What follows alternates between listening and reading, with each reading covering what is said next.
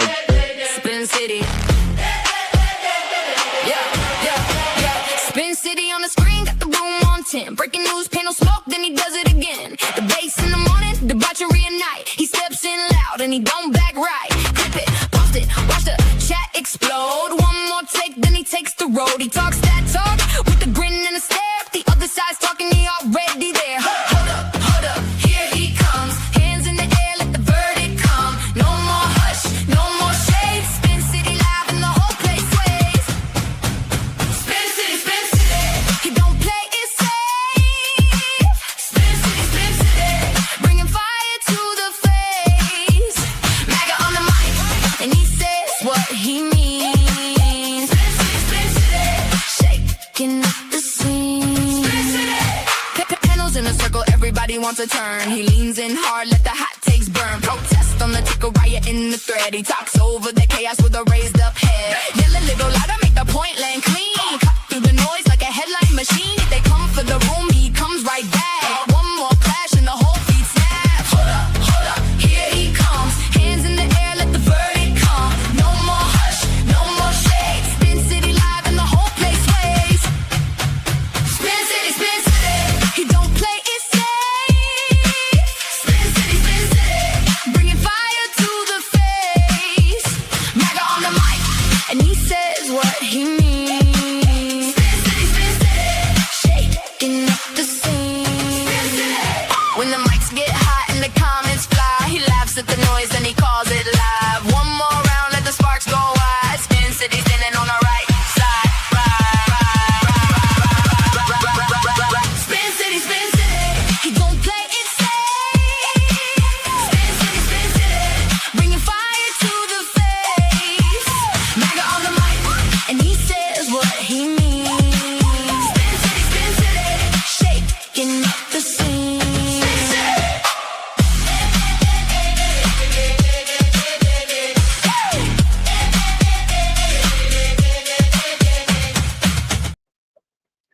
Good evening, everybody. Good morning, good afternoon, whatever it is for you.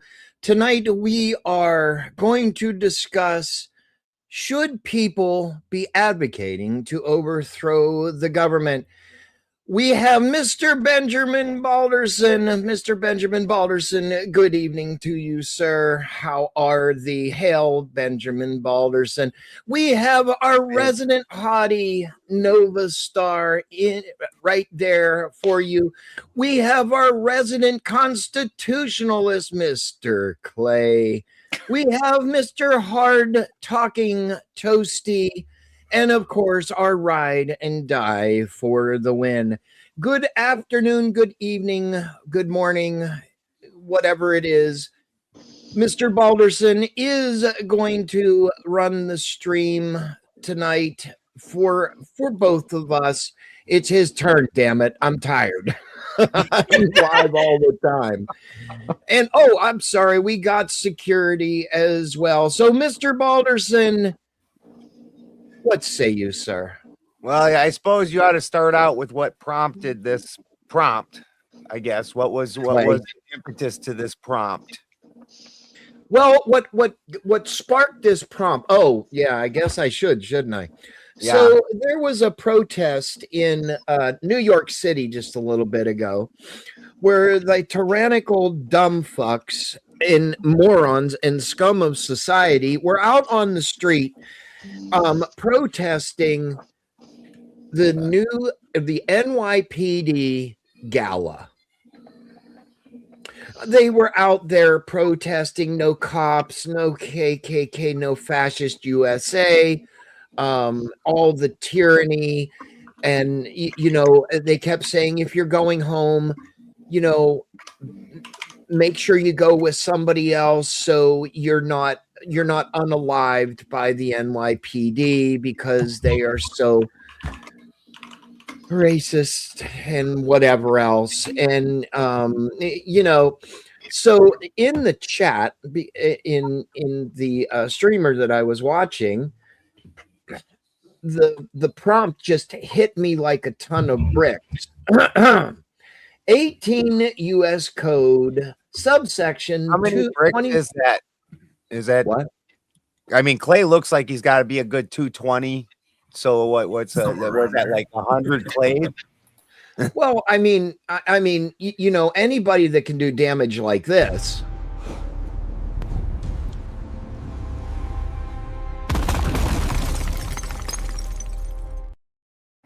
That's what I'm saying. saying. Is that like 100? That's like 100 Clays. Yeah, it's like 100. It's 100 Clays. Yeah, it's 100 Clays. So the subsection, if the chat wants to follow along, is 18 U.S. Code subsection 2385. Well, why exactly did that hit you like a ton of bricks? Because what they were saying was, we want the NYPD out of New York City. We want ICE out of New York City. We want all law enforcement to leave.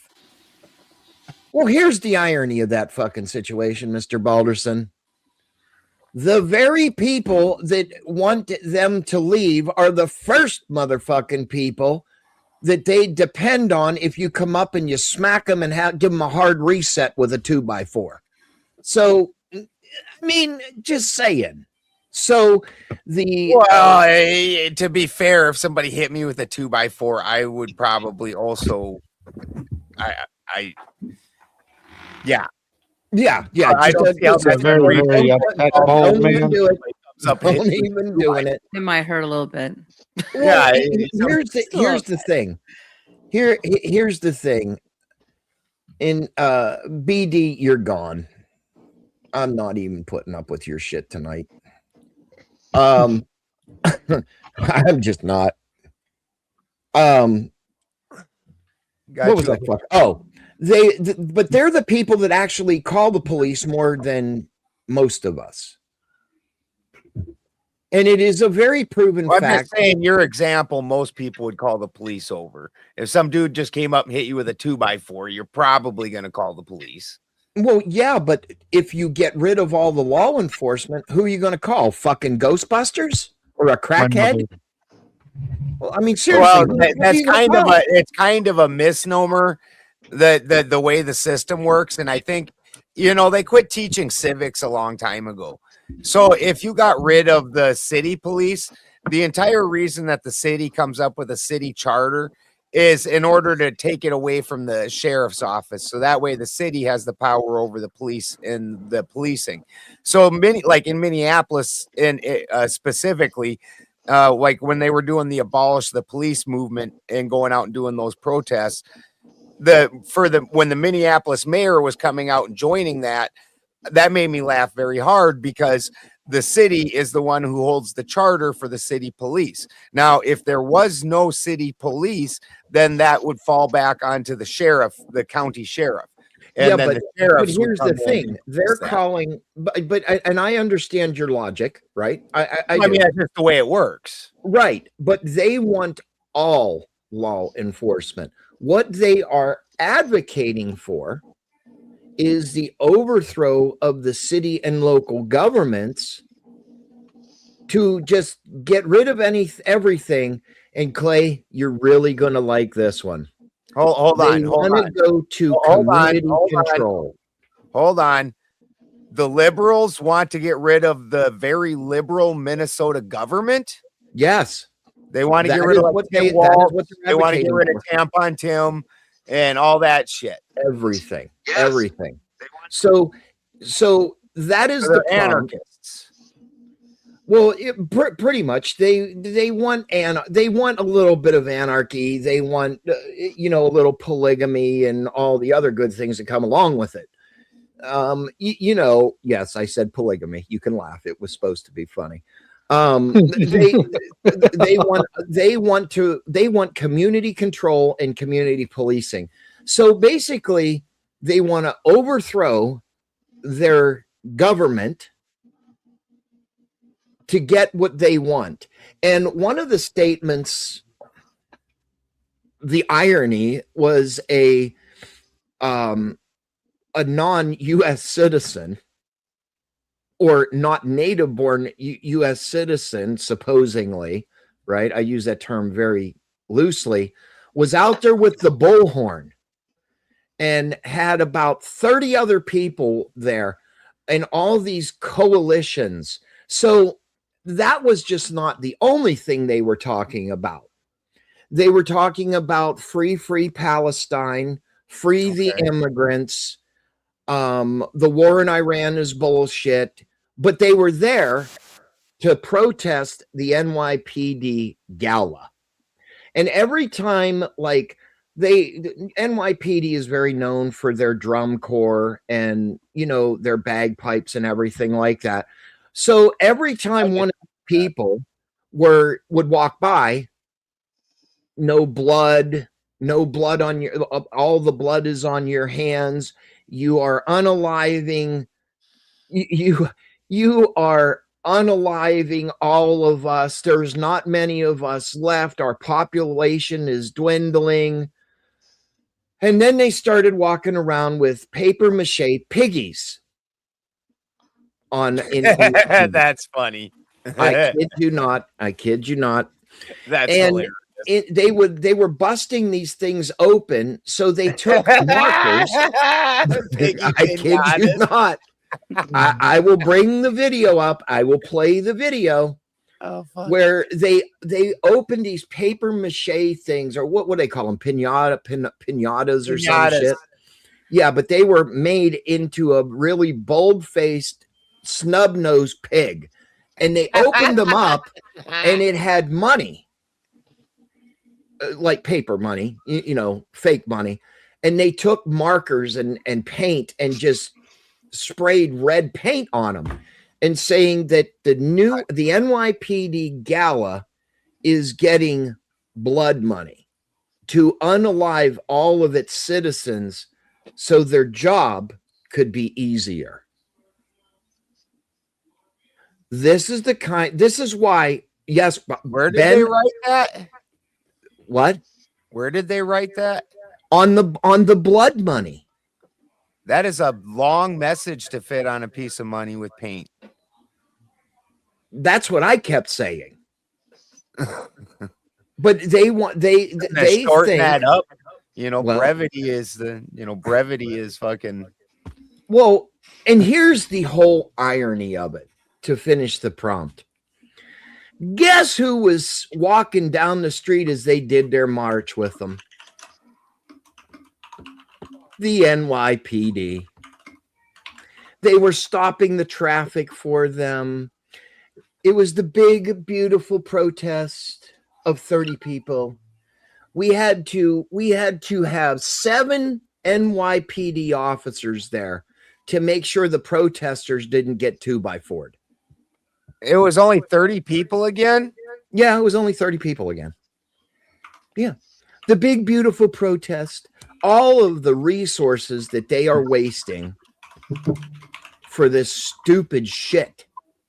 I'm glad that I asked what the impetus was, because that is in no way, shape, or form anywhere where my brain went, given the description and the law number that you gave me.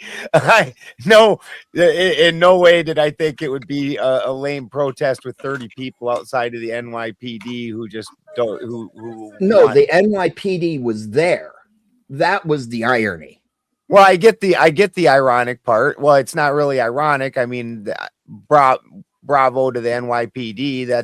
They're still performing their job, even though I'm sure they don't like what's being said.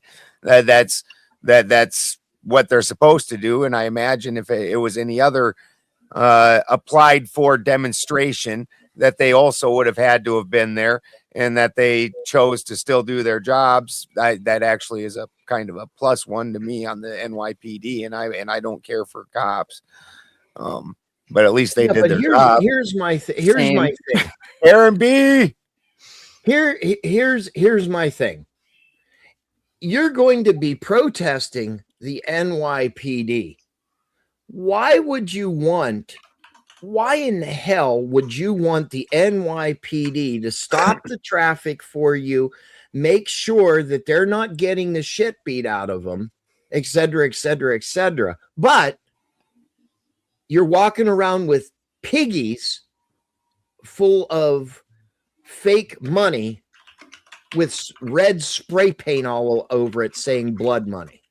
Well, I mean, I don't think they have a choice on whether the NYPD attends or not. I think if they're going to do a demonstration of that type, that they have to go and apply for a permit, and part of the process of that is assigning NYPD to anything that's going to be high profile and cause what they think is probably going to be a potential violent reaction, that they're going to have officers standing by for that. That's part of why they make them get a permit. So I don't think that they probably specifically requested it. Sure. Well, I'm just saying. I love you, Karen B. I'm just saying the ironic part was that they had the NYPD there. So, Mr. Right, Balderson, but I'm saying that's not really ironic. I think that that's something that would have happened for the demonstration. Had they requested the NYPD there, then I would say that that's ironic for sure and hilarious. But the NYPD were there for a potentially violent protest, where that, to me, that's probably standard operating procedure. It may be. I'm not sure. So, Mr. Balderson, I am going to turn it over to you to get everybody's opening statement. That is the prompt. We will try to stay on prompt as much as we can tonight. Okay. I am also very open to taking this to some of the other places that I would have thought that they were going, like Trump supposedly not being able to be president because he broke that particular law. That's the one possibly when they're trying to. That's honestly where I thought you were going to take it, is that because that's, well, it can go into that. It can go into that, but specifically just to open the panel, that is where I was thinking that it should go. And the irony of the situation is the very people that protest this stuff call them all the time. So, Mr. Balderson, I'm going to send it over to you to get opening statements, and then we can go into the discussion part of the panel. It is your mic, sir. Hey, Mr. Boulder, real quick. Thank you for having me. What's up, Boulder? But yeah, what's up, man? So I definitely have an answer for the prompt, but what caused the prompt? If you just want to fill me in real quick. Spin saw a lame protest and people doing stuff, and the protest was they wanted to abolish the police, and he's saying they wanted to abolish the government, and and overtake things. Not where I would have thought that it was going to go. And then also the irony of that the protest was guarding the very people trying to abolish the police. So that is, you know, a little hilarious. I also was confused what caused the prompt. I assume that it was about because I've seen leftists try and use the same legal code. Let me look it up. 18 U.S. Code Section 2385, advocating to overthrow of government. And I've seen that they've said that Trump, because of January 6th, that he broke this and should have been ineligible for being president again. And then I've also seen leftists recently advocating for overthrowing of the government, just period. And so I thought it would be one of those two things. And I think we can get into those. But to start out with, we're going with what Spin set the prompt up around. And as always, we go clockwise. Because I'm a good stoner. And so Nova Star. I used to be. I'm with you. I'm pro, man. As long as you're active in the community, I'm pro for it. I think I'm lagging. Are you guys lagging, or is it me? A little bit, teeny tiny bit. Just a go little bit. 1, 2, 3. All right, here 4, I go. 4, 5. Before we get into tonight's discussion, everyone, panelists 6, and viewers alike, 7. am I going, or are you talking? That wasn't me talking. That was Toasty being a smart ass. Okay, Toasty, shush. 6-7. All right. Before we get into tonight's discussion for panelists and viewers alike, I think it's important to separate the political opinions from legal definitions because it drives me out of my mind, for number one. A lot of people throw around words like sedition, insurrection, and treason, but those terms have specific meanings under the law. When we're talking about the 18 U.S. Code 2385 Smith Act, we're actually talking about advocacy of overthrowing the government by force and violence. Okay, not simply just criticizing the government or holding unpopular political views. My goal tonight is to look at the facts, the views, the evidence, and not just the headlines and the personal opinions of everyone. I'm done. There we go. Go Nova, go. I just did. I'm done, baby. I'm done. All right. And now we will go over to the, not the whole ton, just the one brick. Just the one. And made of clay, by the way. Just a one brick. I was the brick that was fired. So, yeah, I didn't prepare a statement like Miss Wonderful, Awesome, Gorgeous. Okay, I'm going to stop. Okay, Miss Nova Star. Thank you, Clay. But I will tell you this. That flattery will get you nowhere. Bribery will get you everywhere, sir. No, both. There's Both will get you everywhere. There's a couple of things distracting Clay right now. yes.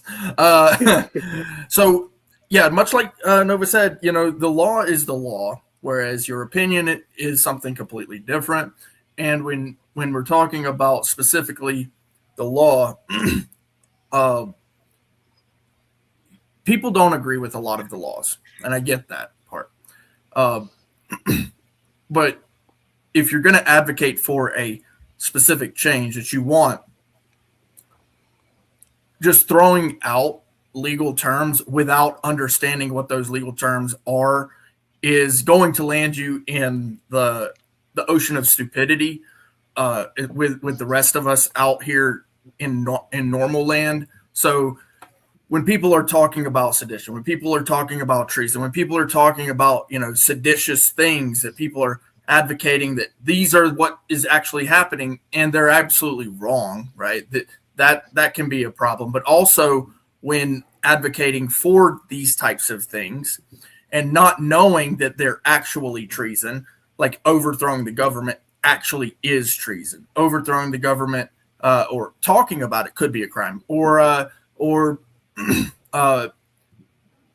donating financially to someone who is going to do that can be a crime. These things must be understood. Otherwise, the people can be landed in hot water for essentially criminal acts and without even knowing it. Now, I do understand that mens rea does come into play in that a little bit. However, it is not necessarily the knowledge of the law, it is your intent. So if it is your intent to overthrow, not necessarily your knowledge of the law and what that means. So yeah, there's a lot of issues. So anyway, I'll leave it at that. Thank you. Well done. Thank you, Clay. And now to smart ass Toasty. I think I'll just kind of orient everybody on what exactly the Smith Act codified under 18 USC Section 2385 exactly is. It is a 1940 federal law that makes it a criminal offense or to knowingly or willfully advocate, abet, or teach violent overthrow of the United States government.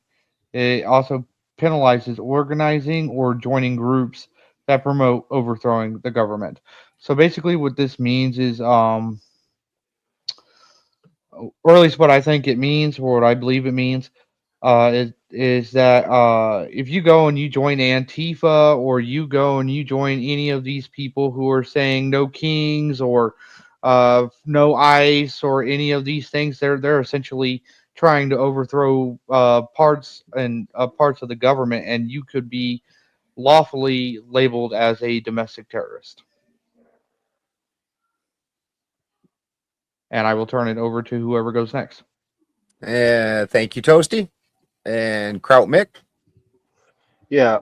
So Should we be advocating to overthrow the government? I don't think so, unless it's clear they don't have the American people's interest best at heart. Now, when the open panel degen part starts, I can go more into detail about certain areas of the government, like the cops and ICE and whatnot. But I mean, we got to look back. Why do we have the Second Amendment? It's not for protection. It's not for hunting. It's to protect ourselves from a tyrannical government. So if the government ever became like that, then yes, we should absolutely advocate for to overthrow the government. But that's all I got for now. All right. Thank you, Kraut. And for the win. All right. So 18 U.S. Code 2385 is known as the Smith Act. It draws a clear legal line. It is not a crime to criticize the government, but it is a crime to knowingly advocate or promote its violent overthrow. The law targets not just the direct calls to action, but also the organizing, teaching, and support of efforts aimed at using force to dismantle lawful authority.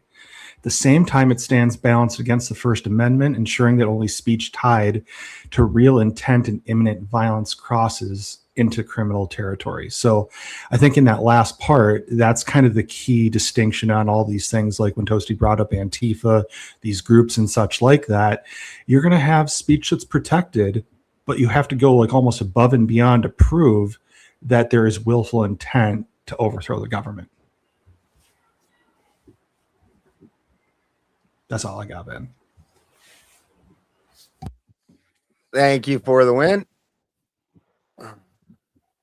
And if I recall right, the Smith Act was mostly surrounding during the Cold War and some of the factions that came out as communist. And it was, I think, a push against that. I agree with Kraut that it is our duty to overthrow a tyrannical government. Now, the fact is historically, if you win, you're the heroes, you're the revolution, you're the freedom.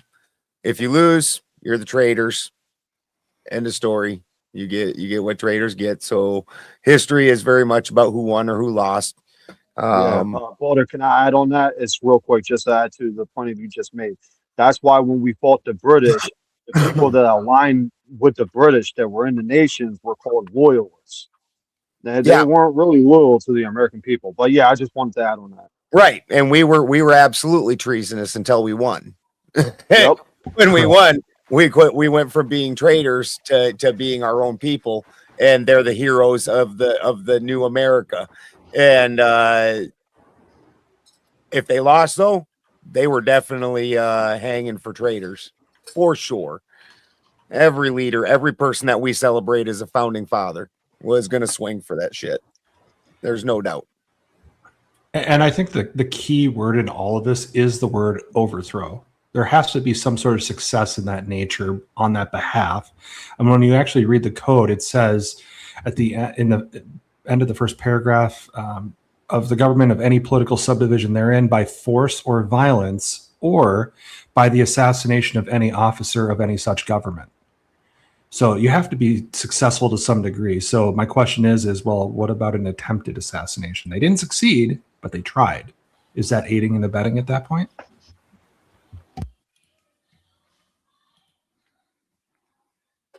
There's a difference, I think, between assassinating an individual and trying to overthrow the entire system. Well, I guess, gentlemen, it sounds like we need to talk about Dennis versus the United States 1951, Yates versus United States 1957, and Brandenburg versus Ohio 1969. Dennis versus the United States 1951. This was a Supreme Court case that was originally upheld the convictions of the Communist Party leaders, ruling that free speech is not absolute and does not protect advocacy for the destruction of the government.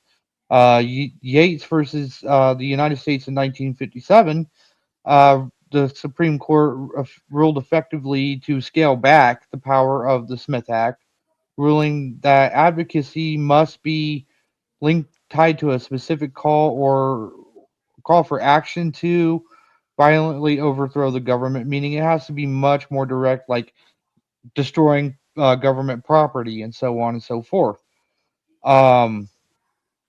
rather than just abstract doctrine.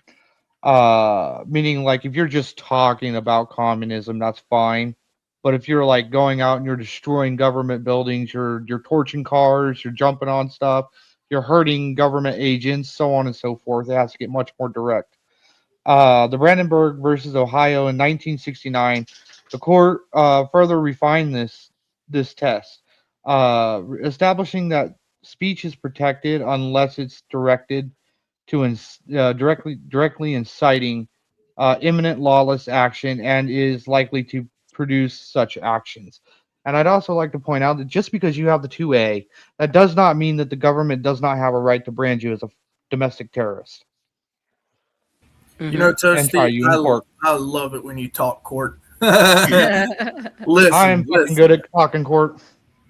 For real though, like in the end of all of it, like, so what's going to happen is you're going to have one of two things are going to happen. Let's say that you win or they win or whatever. Somebody's got to come to the table and rewrite the laws.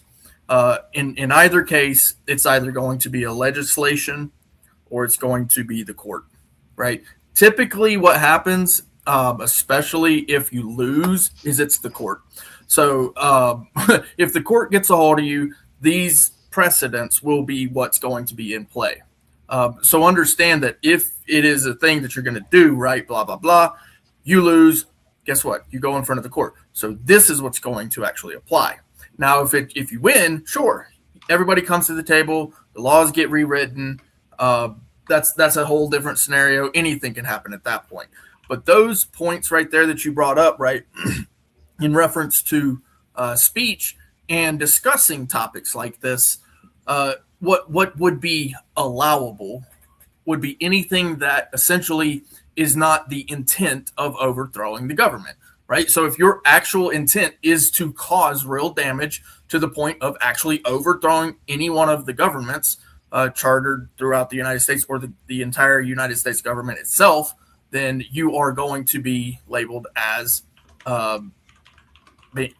committing that particular crime. So an enemy of the state. Yeah, essentially, yes, exactly. And so the intent there is a big factor in this, because like just discussing it, as those cases have essentially repeatedly stated, that just discussing it for educational purposes, like we're doing now, not a big deal, right? Understanding what the purpose of the law is and the cases is, and you're right to bear arms, because what we're really talking about here is the Second Amendment, right? Now, the discussion would revolve around, is the Second Amendment with the intent to be able to overthrow the entirety of a government? And my answer to that, what I believe, is no. It's not to completely destroy and dismantle the entirety of a government, but rather to fend off any immediate skirmishes of a tyrannical government so that peace can be restored. Except when you're having a whole bunch of pockets attacking different sections of the government from head to bottom. I mean, you got the groups going after our president. You got the groups going after our police. You got the group going after our border patrol. You got the groups going after even just regular voting citizens. You're throwing a whole bunch of things together in a mush that don't belong. Motherfucker, quit trying to get my food. That don't even belong together. Like the going after the police, the abolish the police movement. That isn't. They aren't saying we need to go have a firefight with the police. No, I've never heard them say that. So you're trying to be a firefight. You're trying to put all the things that you don't like that they do and advocate for all in one package, and that's nonsense. I'm saying that it's going at different levels of the government. It's a pronged attack going at the whole. Some of them are legal, some of them are illegal. Advocating for abolish the police is completely legal. Advocating to have a firefight with the police to get rid of them is illegal. We're talking about the other thing, not the legal things, and putting those in there just because you don't like them doesn't help make your case. Smith Act is all about the government reserving the right to defend itself from the citizenry. That's fair. It's land of equal opportunity, Balderson. I mean, the key is you that just got done reading the laws. Did you not listen to what you were saying when you talked? I did. It's about this. It's about people arming themselves and going to have a firefight and destroying things. Advocating for the abolition of something verbally is not. That was specifically protected. Yes. So you mixing up protected activities that you don't like into ones that are actually illegal doesn't make your case. It makes you look silly. I was being absolutely hyper specific, and I was making the slight assumption that we all understand that we are talking about the violent groups that have gone out and attacked certain sections of our government, and why we can classify them as domestic terrorists. That's what I was doing. Well, my question, Toasty, to that would be is that it really only just becomes criminal when it's tied to real intent and the likelihood of imminent violence. So once those conditions are met, can you be charged with this under this code? It seems like. Otherwise, all other speech, everything else is covered under the First Amendment. In my mind, it looks like. The answer is yes. It's just whether or not they're going to persecute and make people examples. Exactly. That's the problem. They're not upholding the laws. Mm-hmm. And when you think about things in this day and age, you just say the words overthrow of the government. How does one or a group, how do you accomplish that feat?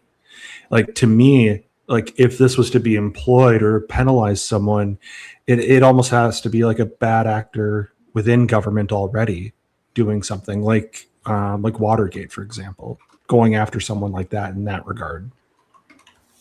Or I mean, we know a lot of these protesters, they're getting certain things from somebody. Somebody's fucking arming people with stuff and inciting them to get violent and deciding them to be reckless and break windows and destroy property and hurt officers and hurt citizens and so on and so forth. And our government has become, for lack of a better word, paralyzed against itself because it's forgotten all of its judicial powers that it has available to defend itself from such a thing. I mean, I know it's a little bit of thin ice, but when do the American people actually start looking at all these different groups and saying, you know what? No, these people are actually trying to destroy our country, and we need to allow our government to do something about it. Well, I don't. I'm not talking about the just for clarification, I'm not talking about the people who are standing peacefully on the sidelines, holding up their stupid fucking signs and doing their little fucking war banner chants or whatever you want to say, you want to put it. I'm talking about the people who come out at fucking midnight. Right, right. Well, actually, so that actually brings us to like what would be a good example, right? So the Whiskey Rebellion's a pretty good example of a place where something like this might be utilized. Of course, that was a long, long time ago, before that particular law was enacted. But is it 1992? This is the Los Angeles riots, right? So essentially, at that point in time, individuals are intentionally going out with the intent to try to stop or overthrow the government there. Like in that immediate action, right?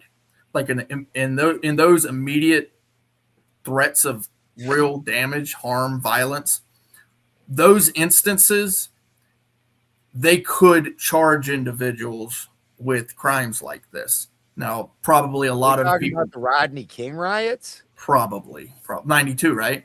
Yeah. But how does that meet the bounds of overthrowing a government? I'm not sure how that fits the bounds of they were trying to overthrow the government. Like that seems like specifically 1984 premeditated, group organized. We are going to go and take out the government and replace it with a new government. Like just causing overall mayhem because you're mad because you're mad because police brutally beat a dude for like 40 minutes or some crazy shit and then all got off it without charges. That's not trying to overthrow the government. That's having a severe fucking grievance with the system. Now, Ben, I would argue that if those events happened as like event 1, and then there was an escalating event as event 2, and then event 3 was the true overthrow of the government, actually, and that you could pinpoint that, well, all of these events happened consecutively leading up to that, then at that point, I think you could charge these people under 2385. But up until an overthrow of a government happens, it doesn't meet that criteria. I don't see, but in order to actually get charged with this, you would need to prove that they had plotted to overthrow the government. You can't tell me that the LA riots that there was any particular plotting to do anything besides general mayhem. Correct. And which I'm not saying is legal. I'm saying it doesn't fit this. Right. And that's what I was saying is like as a standalone event, you're absolutely right. It doesn't meet the bounds of 2385. But if that spiraled further and further and further, that led to an overthrow of a government, I think you could go back retroactively and go back to the start of how it all occurred and saying, well, those riots were the start of all of this leading up to the overthrow. Because in order to overthrow a government, is it just like a one act type of thing? Or does it have a series of other compounding things that lead up to that event? Well, I mean, I'm sure that there's a series of interchanges between unhappy populace, or at least a portion of the populace, and the government. I'm sure there's a series of exchanges, and in this, you could definitely make the case that watching a citizen of the United States get brutally beaten for a substantial amount of time as he laid there on the ground, unable to even defend himself, getting beaten with freaking clubs. That the citizens of the United States, and especially of that particular city, got very angry, and that created the impetus for this group. I could definitely see this being made the case. And then at some point in time, there would be a differentiation between this group. They took their inspiration of this event to start beginning the plotting of the overthrow. It wouldn't get blamed on the general populace that was being purely reactionary to those officers all getting found not guilty. Right. And I think also too, to you guys make it clear, is that want to know what the provisions specifically target? Yes. Okay. The primary provisions of the Section 2385, it criminalizes advocacy. It is illegal. It makes it illegal to knowingly or willfully advocate, abet, or teach the duty or necessity of overthrowing any government in the United States by force or violence. The second provision that it specifically targets, it is a crime to organize or help organize or become a member of any society or group that teaches or encourages the violent destruction of the government. The third provision that it specifically targets is the material distribution. Publishing, printing, or circulating written matter that promotes or incites the overthrow of the government is strictly prohibited. The alien registration, the act required the fingerprinting and registration of all non-citizens in the United States, and mandated that the resident aliens report any change of address within 10 days. So basically what this means is it's literally illegal to even just say fuck the police. Actually, in all seriousness, it Absolutely is makes not. Yes, it is. Absolutely Yes, is it is. not. That is literally what I just read. The Supreme Yes, it Court is. Yes, it kind of is. disagrees Yes, with it is. those. Bolton, what it The does. Supreme Court kind Bolton, of what it disagrees does. with Toasty. In fact, they made rulings about it. Yes, what it does is it leaves it up to the government to choose whether or not they want to prosecute it. But if the government wanted to prosecute you for saying They fuck the could. police, they can absolutely do it. Yes. Fuck no, Yes, they they can't. can. Fuck no, Yes, they can. can't. That Yes, they that is can. protected First Amendment. That's free literally speech. what The it does. Supreme- Balderson, listen Supreme- to it again. You understand Listen to it who's again. the law? Who's the Listen to law it of the again. land for actually Listen to it again. for actually Toasty, I'm reading it figuring here too. out the Criminalizes Supreme Court. advocacy. Not if your actions are already going into those other areas, then it's an altogether against you, because they're looking for you to achieve certain acts in order to go into those violations. They can take it as premeditative. Yes. I think the So- key words, So Toasty, here. if you're dressing with your face covered, you're wearing makeshift armor, you're walking in with makeshift weapons, you're doing harm to property, all those things. I had a guy deported in the early 2000s for threatening me. Okay. And he was from Britain and he was a Muslim. And they snatched him up and they threw him under terrorist threats. Boom, he was gone. British Muslim Yeah, he was a paparazzi. and a paparazzi. Yeah. Boy, that sounds like a stinky snobby. Yeah, he was a piece of Yeah, shit. he sounds like a very pleasant individual.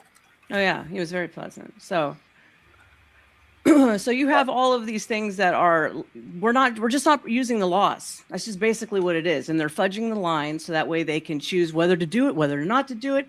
And Black Lives Matter used to have on their website that they were a Marxist group. That's already in violation of the Communist Act. You do have to realize that. Yeah, But at that point, though, Nova, have you met the bounds of 2385? You can be classified as a terrorist group, and there are charges under being a terrorist group that they can get charged for. But have they met the criteria of 2385, in which it's stating here by force or violence? Well, they can just They're apply already semantics. doing it. They can just apply semantics and make it as easy and as loose as they want to. But that's where the First Amendment comes in, Toasty. The court doesn't agree, and the court's the one who The makes courts those. would absolutely agree. It depends on which court you're court going to. That's what I specifically, said. you even read the decisions where they said it Some must courts include with their semantics than the others. planning of violence. You read. Some You courts read. are tighter with their That's what the semantics court than others. said. Those are the guys who actually freaking decide what the law says. I'm not Can I- disagreeing on that point. But Can I some answer courts are Marty's- tighter with their words than others and their definitions than others. That's why you have liberal courts and you have Republican courts and you have Democratic courts and some Wait, courts are a little bit more intense. Can I No. say something about what Marty asked me? Marty Jackson in the audience said, was it local police or ICE that took him? It was local police in Beverly Hills who initially grabbed him first. So there you go. Local police did it first. So what you're seeing now is a massive degrade of your law systems and the authorities at work. You have to understand what's at play. And I'm just old enough to be dangerous. So it is what it is.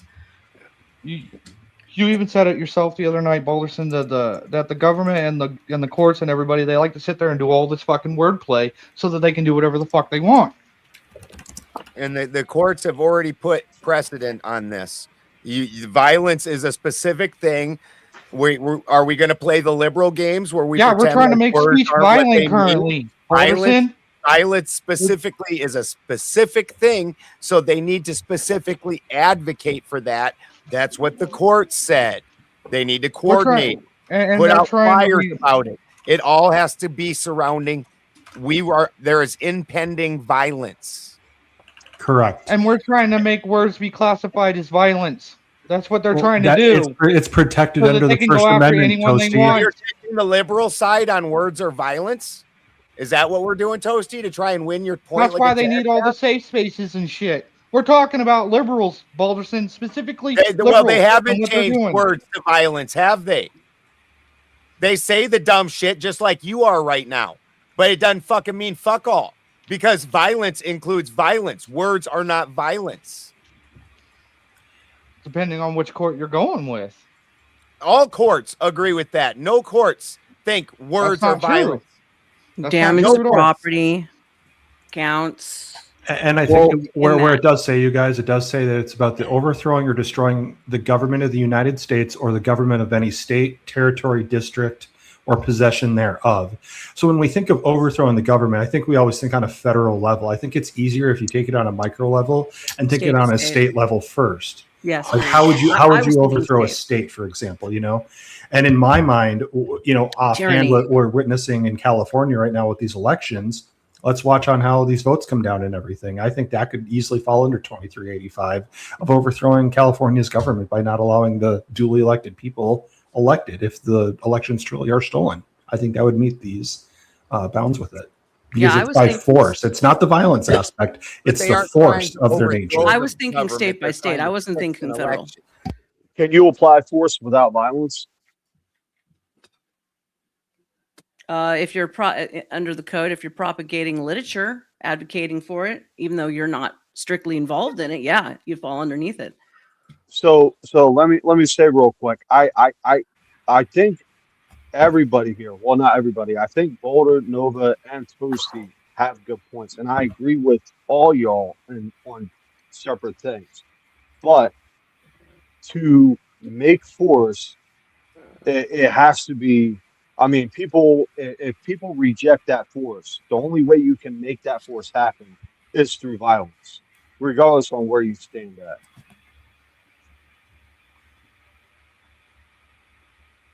All right, gentlemen and lady of the panel, I'm just going to bust in here real quick and say the StreamYard link is pinned. If you'd like to come up to the conversation, we are live on the Spin City News channel, the Benjamin Balderson channel.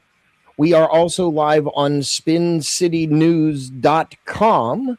We are also live on X, Rumble, Pilled.net. We are live over on the School of Thought channel and the Toasty Man Bad channel on YouTube. If you would like to please, if it pleases you, please donate to the Cash Apps and or Super Chats if you have a question. Also, please hit the like, share, and subscribe button to all the creators on the panel. Yes. Ben. Yes. So, Mr. Balderson, back to you, sir, and the panel. Forgive the commercial break. I'm not even sure how fixing an election would fall under this, because once again, it doesn't include violence. They're fixing.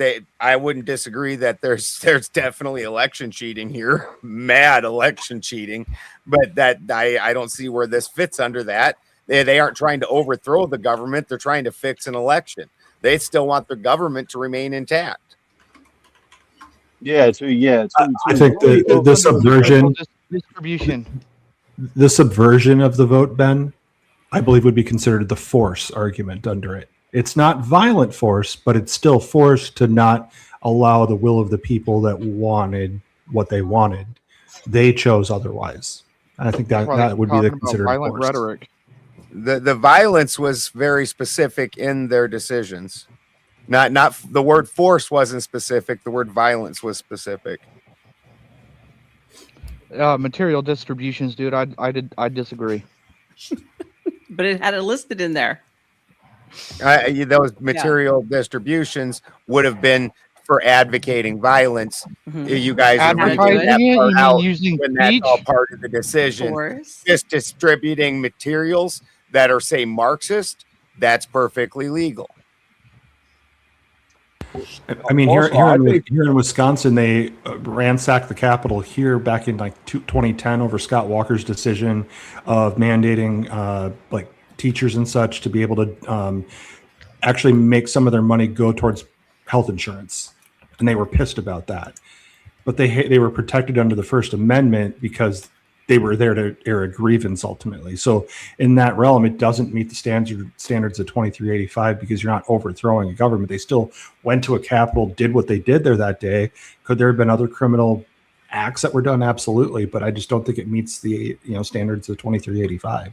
It has to be very, very specific, and the willful intent aspect has to be met as well. They already So ruled in 1951 that all free speech is not protected.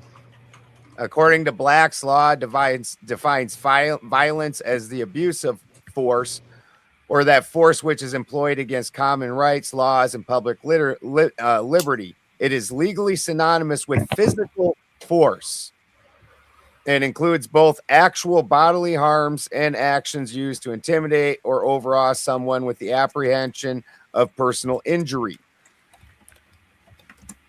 It requires violence.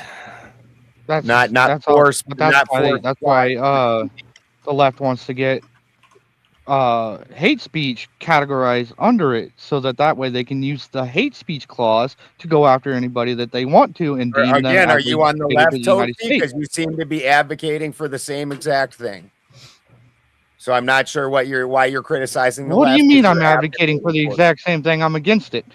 I'm saying that's why we don't want to let them get anywhere. You're trying to say words are violence, so that way you can. They're saying that words are violence. I'm not saying that. I'm saying that words are violence. No, when you're saying that you want to classify them as terrorists, you are saying words are violence, and that's how it's. That's what they're saying. That's what the fucking Democrats are saying. Trump's using that's not hate what speech. Trump's acting like a traitor to the United States. He said mean words. Blah blah blah blah blah. We need to move against him. We need to remove him from the office. We need to do this, and that. I'm not saying that I'm fucking on their side. What Democrats say. Democrats say stupid shit. So do Republicans. They aren't the fucking law. And I'm saying our fucking government has the right to do something about it. And you're saying that we should use words or violence to charge these people as terrorists under this particular act. So you're just with them. And that's what you don't see is the fucking irony and the absolute ridiculousness of this. That's not even the law. Your dumbass is advocating for the same thing they are, because this is why I laugh at the Republicans and Democrats, because you're the fucking same. You're the fucking same. You guys are the reason the system is shit. No, we're really not, because we want to. You really are. You really are. This has your feelers, and you feel this way about it. Never mind what the Supreme Court said. Never mind the court decisions. Toasty feels this way, so fuck the law. I didn't say I feel. I didn't say I fucking feel at all. Don't you fucking straw man me. Don't you fucking straw man me, Boulderson. I'm not straw manning you. I feel at all. I did not say I feel at all. I read objectively what the fucking law is and the powers that they have. It's pathetic. You went on and banged on about how fucking courts could find that what they said is violence and words are violence. You just don't like it when the left says that dumb shit. It's case by case basis. You apparently like it when you say it. Case by case basis, Baldy. Okay, Ben, let me give you an ask here. So let's say what Toasty's implying here, you have these people out in the streets, they're protesting, there's this, and that. And Nova said about distributing literature. If they were distributing literature that was contrary to the truth of the matter, would that meet 2385? Does it promote violence? I'd really like to hear Clay's take on this. Yeah, because I did ask him to come in because he is our resident constitutionalist. Clay, are you there, sir? Oh, Clay. He's taking. Okay. Clay, can I say something? You are our resident constitutionalist and my co-host. Sure. What is your take on what has been said so far, sir? Like the thing is it's a lot of, opinions being talked about, but very little law. And so because of that, a lot of things are assumed to be so, whereas, one of the things that I was trying to do earlier was I was trying to bring up examples in history of instances where either it has been assumed that there were real rebellions, or it could be argued that according to the actions taken, you could compare that to the law and see parallels with what the law says to actual rebellions. Now, I brought up one earlier, but apparently I got shot down immediately because some people feel some kind of way about that particular thing, the 92 riots. I was trying to clarify what you were saying. Okay. Well, those 92 riots, while many of those people were charged on a state level, there were definitely attempts to overtake governmental buildings in the attempts to basically overthrow. Now, did the state ask the feds to come in and then the feds come in and they get charged? No. No federal charges were ever charged. However, when you look at what is actually occurring in these instances of protests, when people like in, was it Oregon or was it Portland, right? Portland was a classic primary example of recent events where the federal government ought to step in because the city has been overthrown. Essentially, there is no communication with that governmental authority because whoever the citizens were there, there's no communication coming out about an actual government and what's being done to protect the general public. And essentially, that is the government's job, the general welfare and the common defense. That is the Constitution. That is their job. When we pay them to do this job and then we turn around and we say, no, we're going to bind your hands to do that by not allowing you to even see what's going on inside of our local government, then the federal government is going to turn around and say, well, we're not going to allow that because the Constitution gives us this authority, gives us this power. The greater federal legislation has given us this power. And so that's the idea right there, is that these acts of treason, these acts of sedition, they must be taken into consideration even on the local level. It's not just the federal government that has the opportunity to be taken over by, seditious acts, but it's actually the local governments as well. This is how it happens.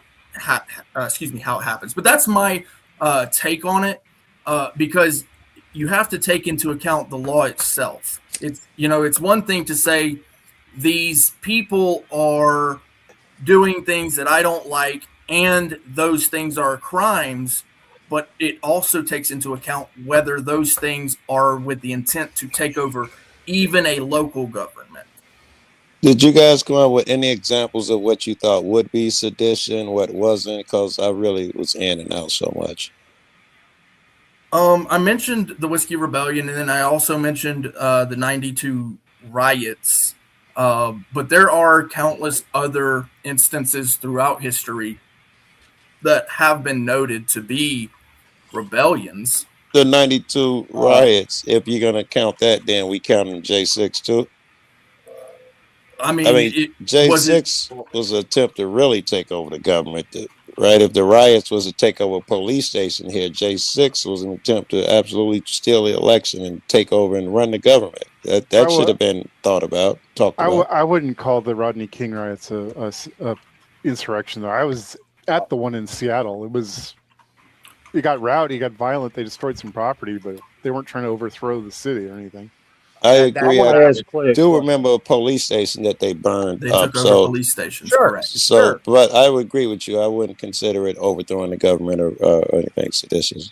No. We're not saying that it was trying to. It was an attempt. Yeah. That's what I'm saying. To overthrow the government or to set a police station on fire. They were angry at the police because the police had done something and gotten away with it that was completely illegal. That's not trying to overthrow the government and become a new government. They were just burning and looting. Yeah. If you want a real good example, look at Chaz. They took over 6 square blocks of downtown Seattle for weeks. wouldn't allow Yeah. police or even emergency responders into the area.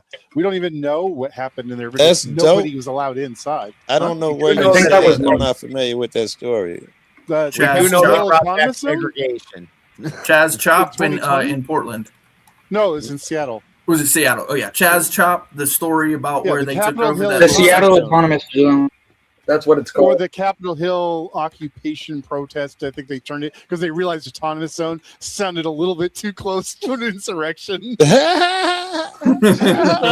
we should rebrand this. But I gotta ask, and I hope I'm not, just being a troublemaker here. But the obvious one, our best example seems to be J6. No one thought of that. No, I mean, That pause is a no. you can examine that one as well. yeah, you could.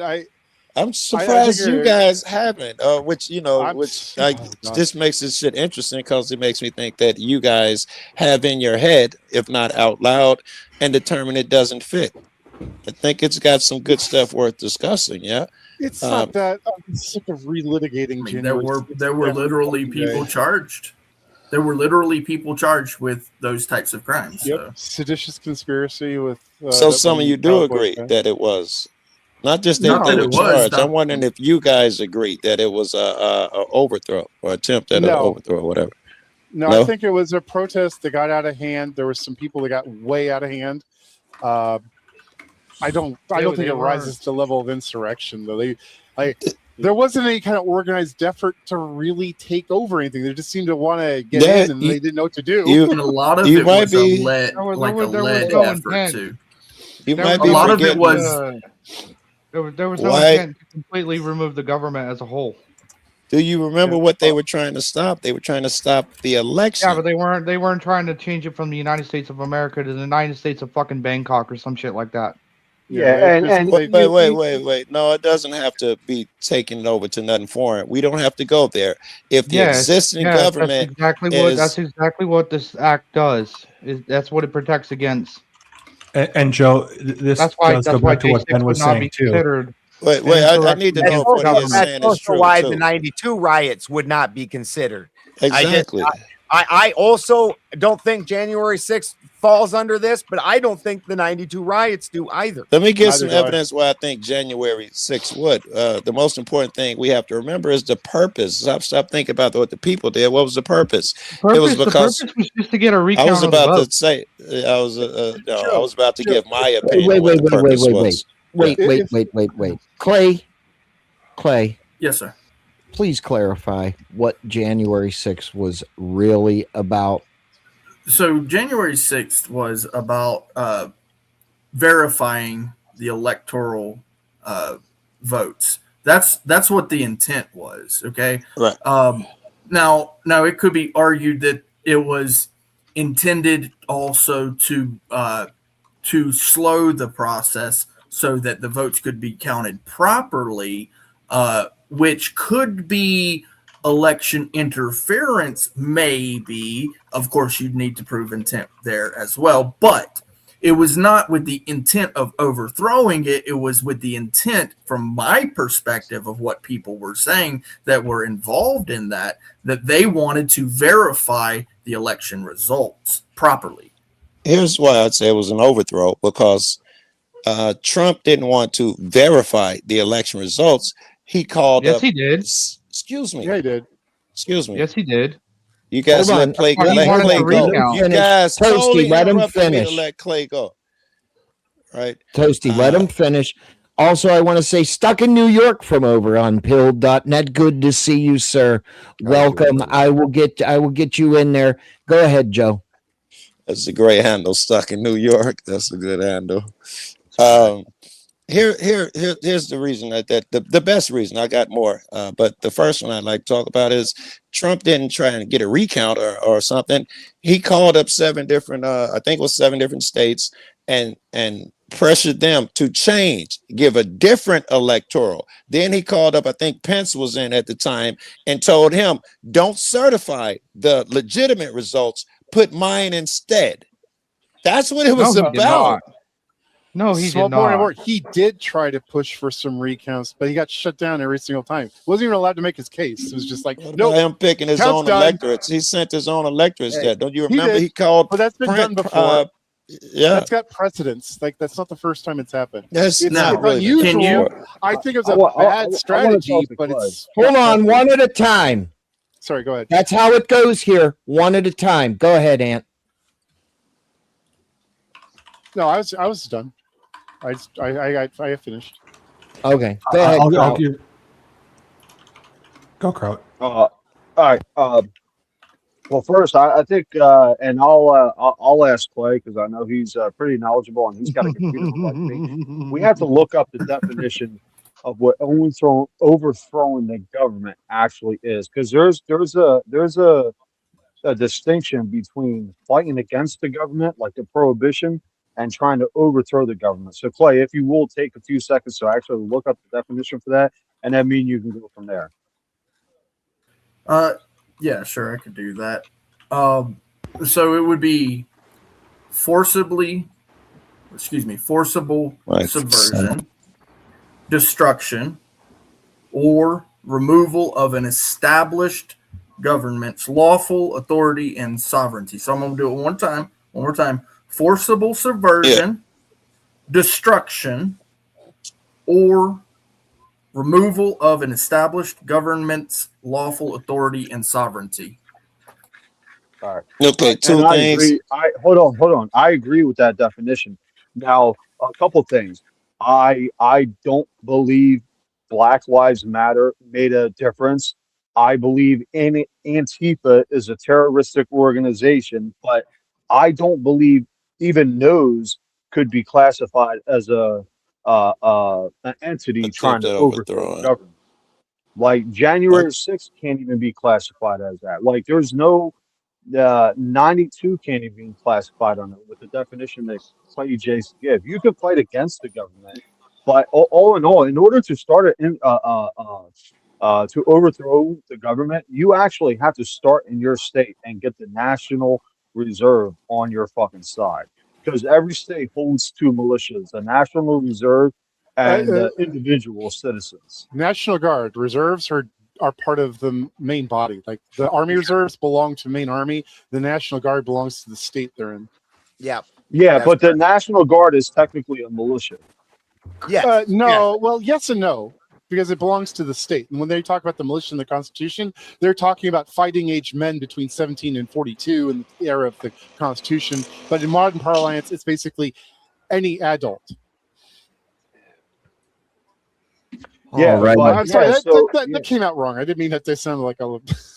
And No, I'd like to yeah. comment That came out way too on Joe logical. I'm here. sorry. You were correct, though. Hey, what you Spin, I said. have a dono that came in from P. Fletch. Can I read this?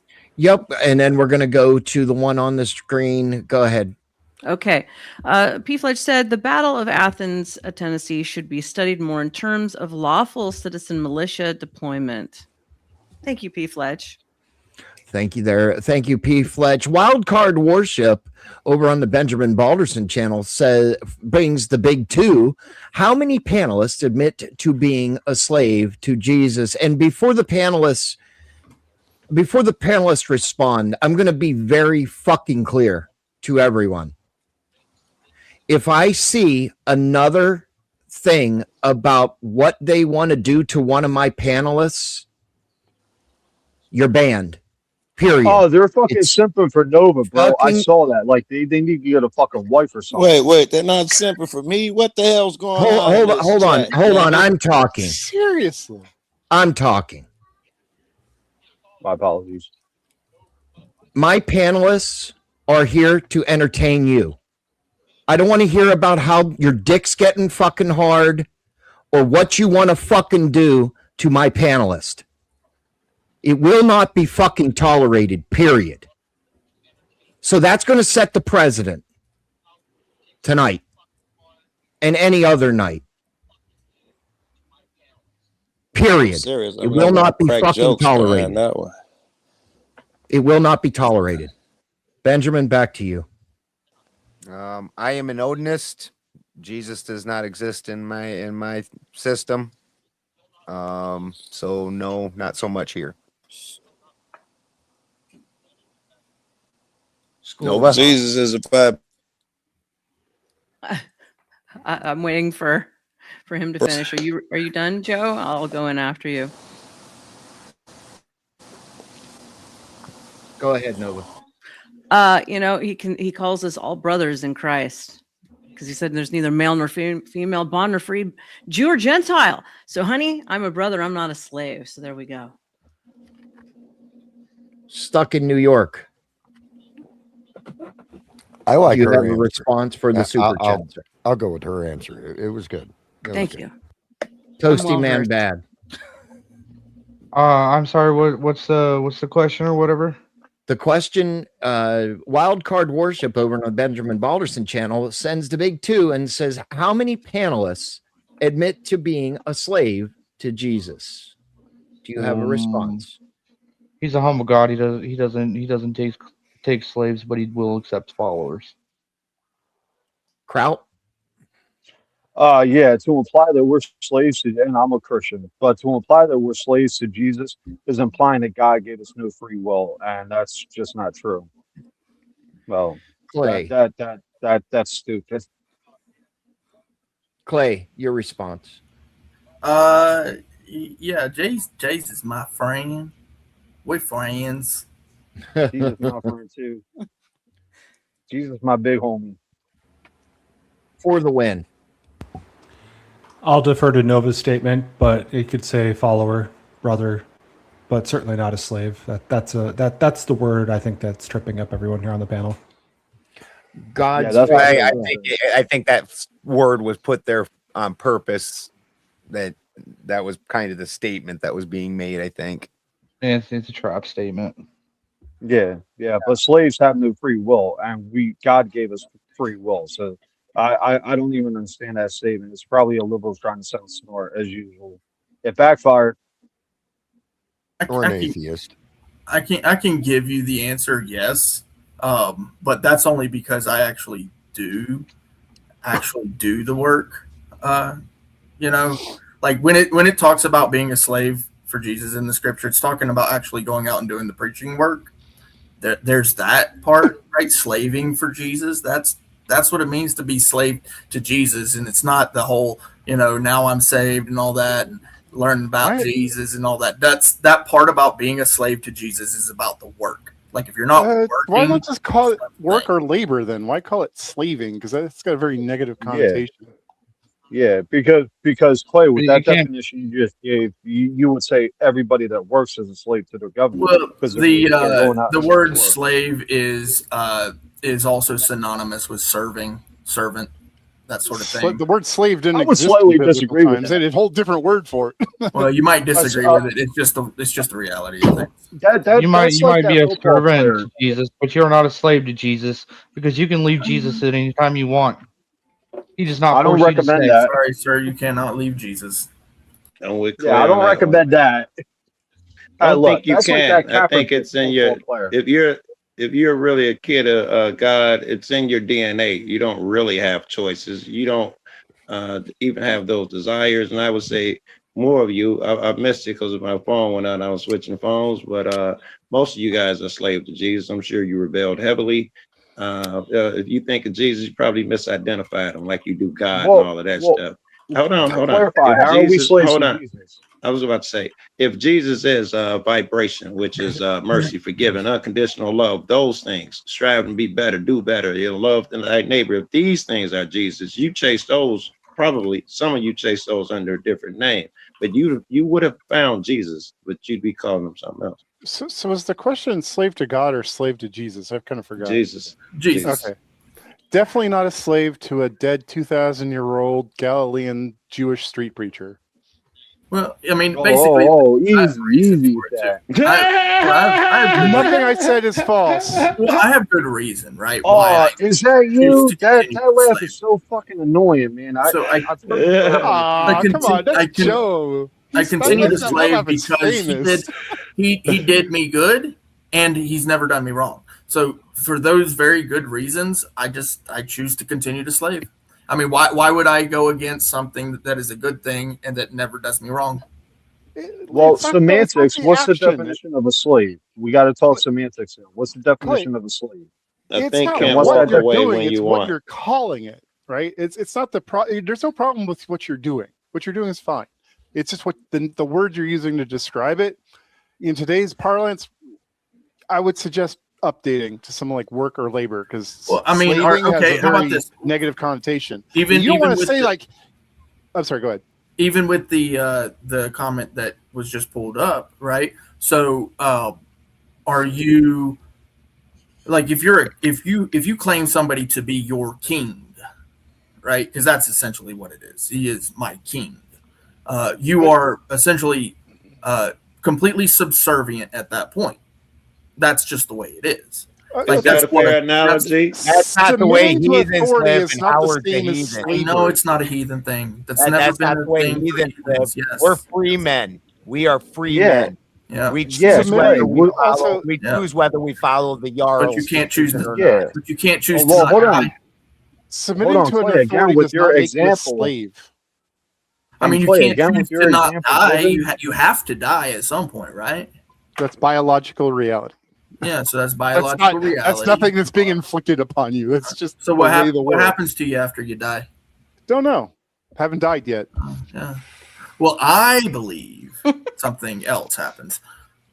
Clay, That's fine. with your example given ask. of you're a servant to a king, so therefore you're a slave. Well, I mean, That's exactly right. we, That's the way that works. yeah, well, Subject. we can be, you can choose to disobey your king, and consequences happen. But with Yeah. your example, you would have to apply that to the U.S. state laws, Well, like subject. we, Yes. yeah, Yes. but that's The beauty of the U.S. state law or the U.S. code is that we can also choose to not be subservient, and we can still be subjects of Christ.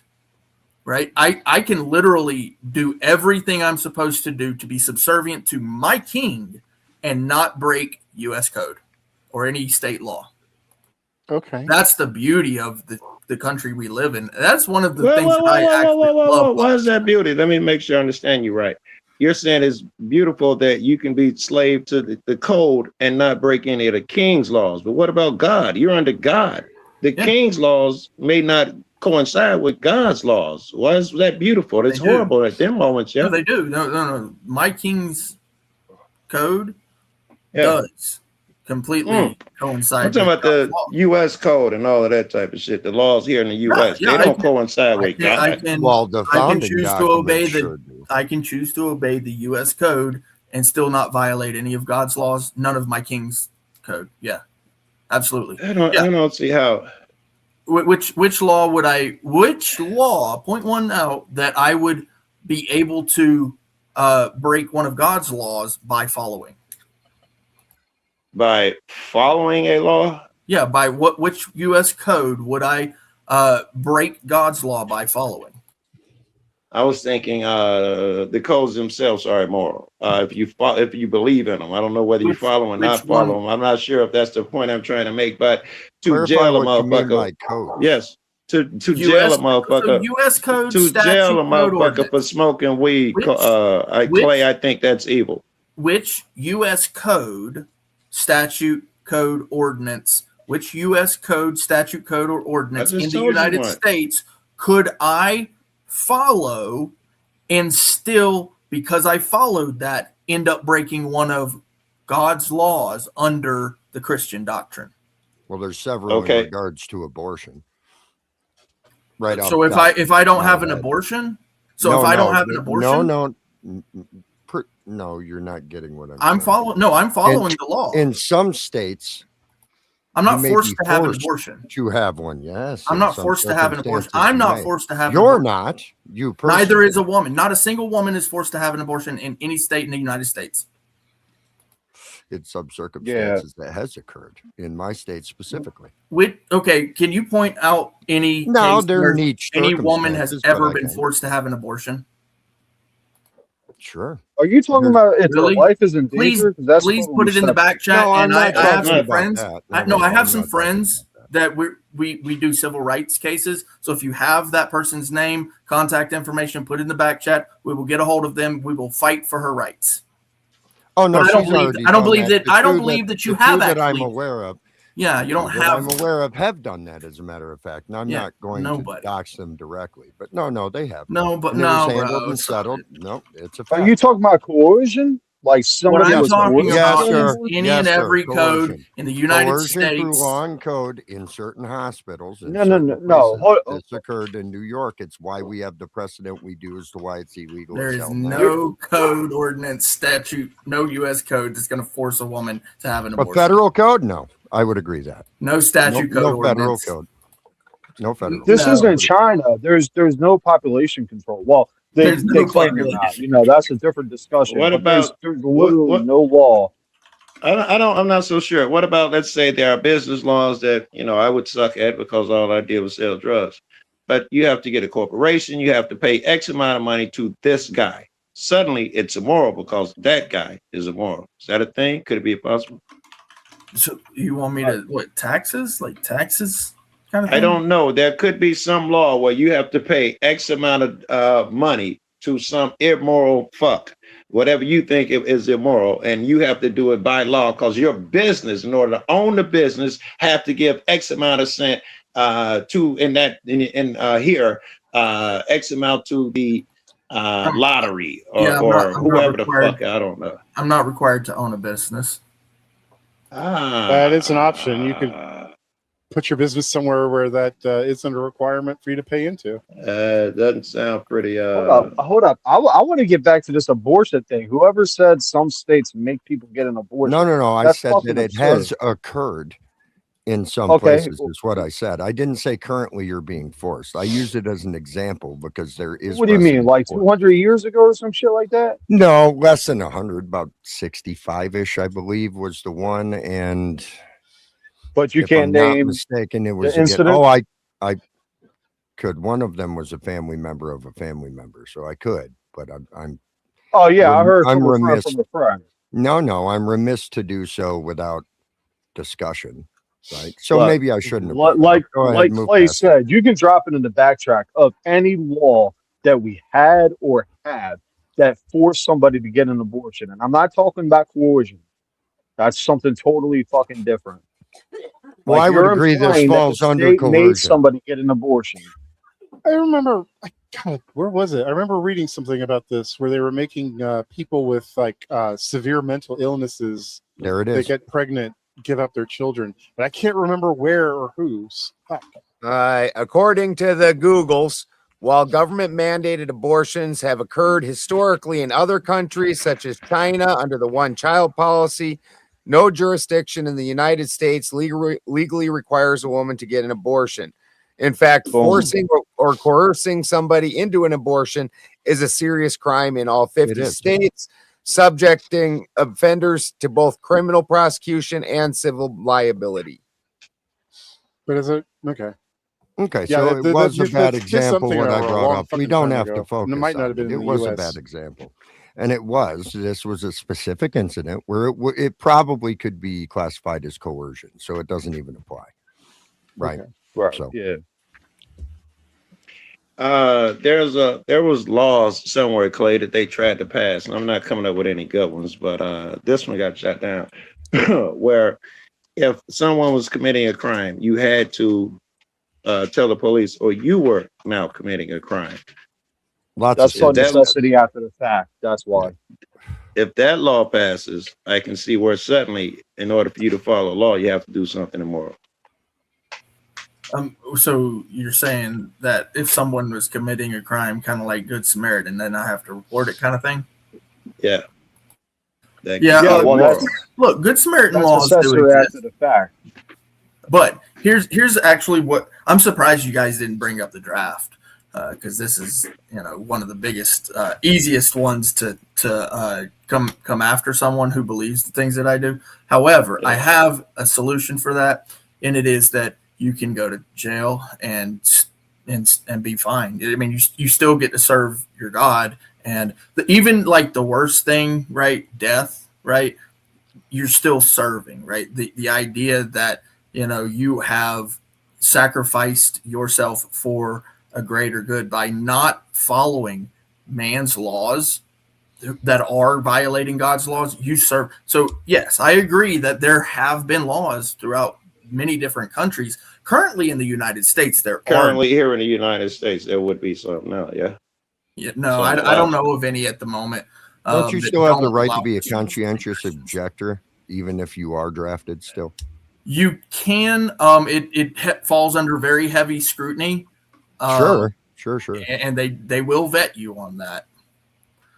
Well, also, if they nail you, you lose your right to vote. You lose a bunch of rights, is what happens. Yeah. They don't like you in jail. You just lose a bunch of rights. I got a question to see if people are biased. Now, first I'll say, like, America gave us everything we have or everything we strive to have. We pledge allegiance to America. I'm one of those conservatives that actually believe God should not be in schools. Serve your own God, but pledge your allegiance to America because that's where you live at. All that said, who criticizes Muhammad Ali for dodging the draft? Some people on here or not really? Well, not me. I definitely criticize Muhammad Ali. I don't hold an opinion on it. I have a low opinion. I think the rights that he should have lost from dodging the draft should have absolutely been taken away from him. So I could agree with that. Yeah, I have a low opinion of the draft and the Vietnam War. I have no problem with anybody who ducked out of that bullshit. I can't ask Boulder my next question because it'll be consistent. That's to show if someone isn't consistent. You can ask me. I think it was shitty. I think he should have. He should be able to lead a draft. I had no issues with that. So it seems like everybody believes because then if somebody said no, I don't care that he dodged it. Then I was going to ask, how do you feel about Trump? I am saying no. I don't care that he dodged the draft. Yeah, I don't care either. Yeah. I feel so much stronger about Trump because Trump became the commander in chief of the army and his bitch ass wouldn't serve in the army. That's why we've had dodging the draft, Clinton, Trump, all these draft dodgers. They should have been disqualified just by being. He's got a great argument. Never been a requirement. Hold up, that is a really good president. Hold up. Boulder, I agree with you on that. I knew your answer for Trump. That's why I didn't want to ask you because you are based opinion. But whoever said they don't care Muhammad Ali dodged the draft, do you care that Trump dodged the draft? The only reason I would have said not because he runs the military. I would agree with Balderson. No. This was long before he ran the country. You can't make an opinion based on hindsight. Listen, I was going to give you yes, it depends, right? Hold on.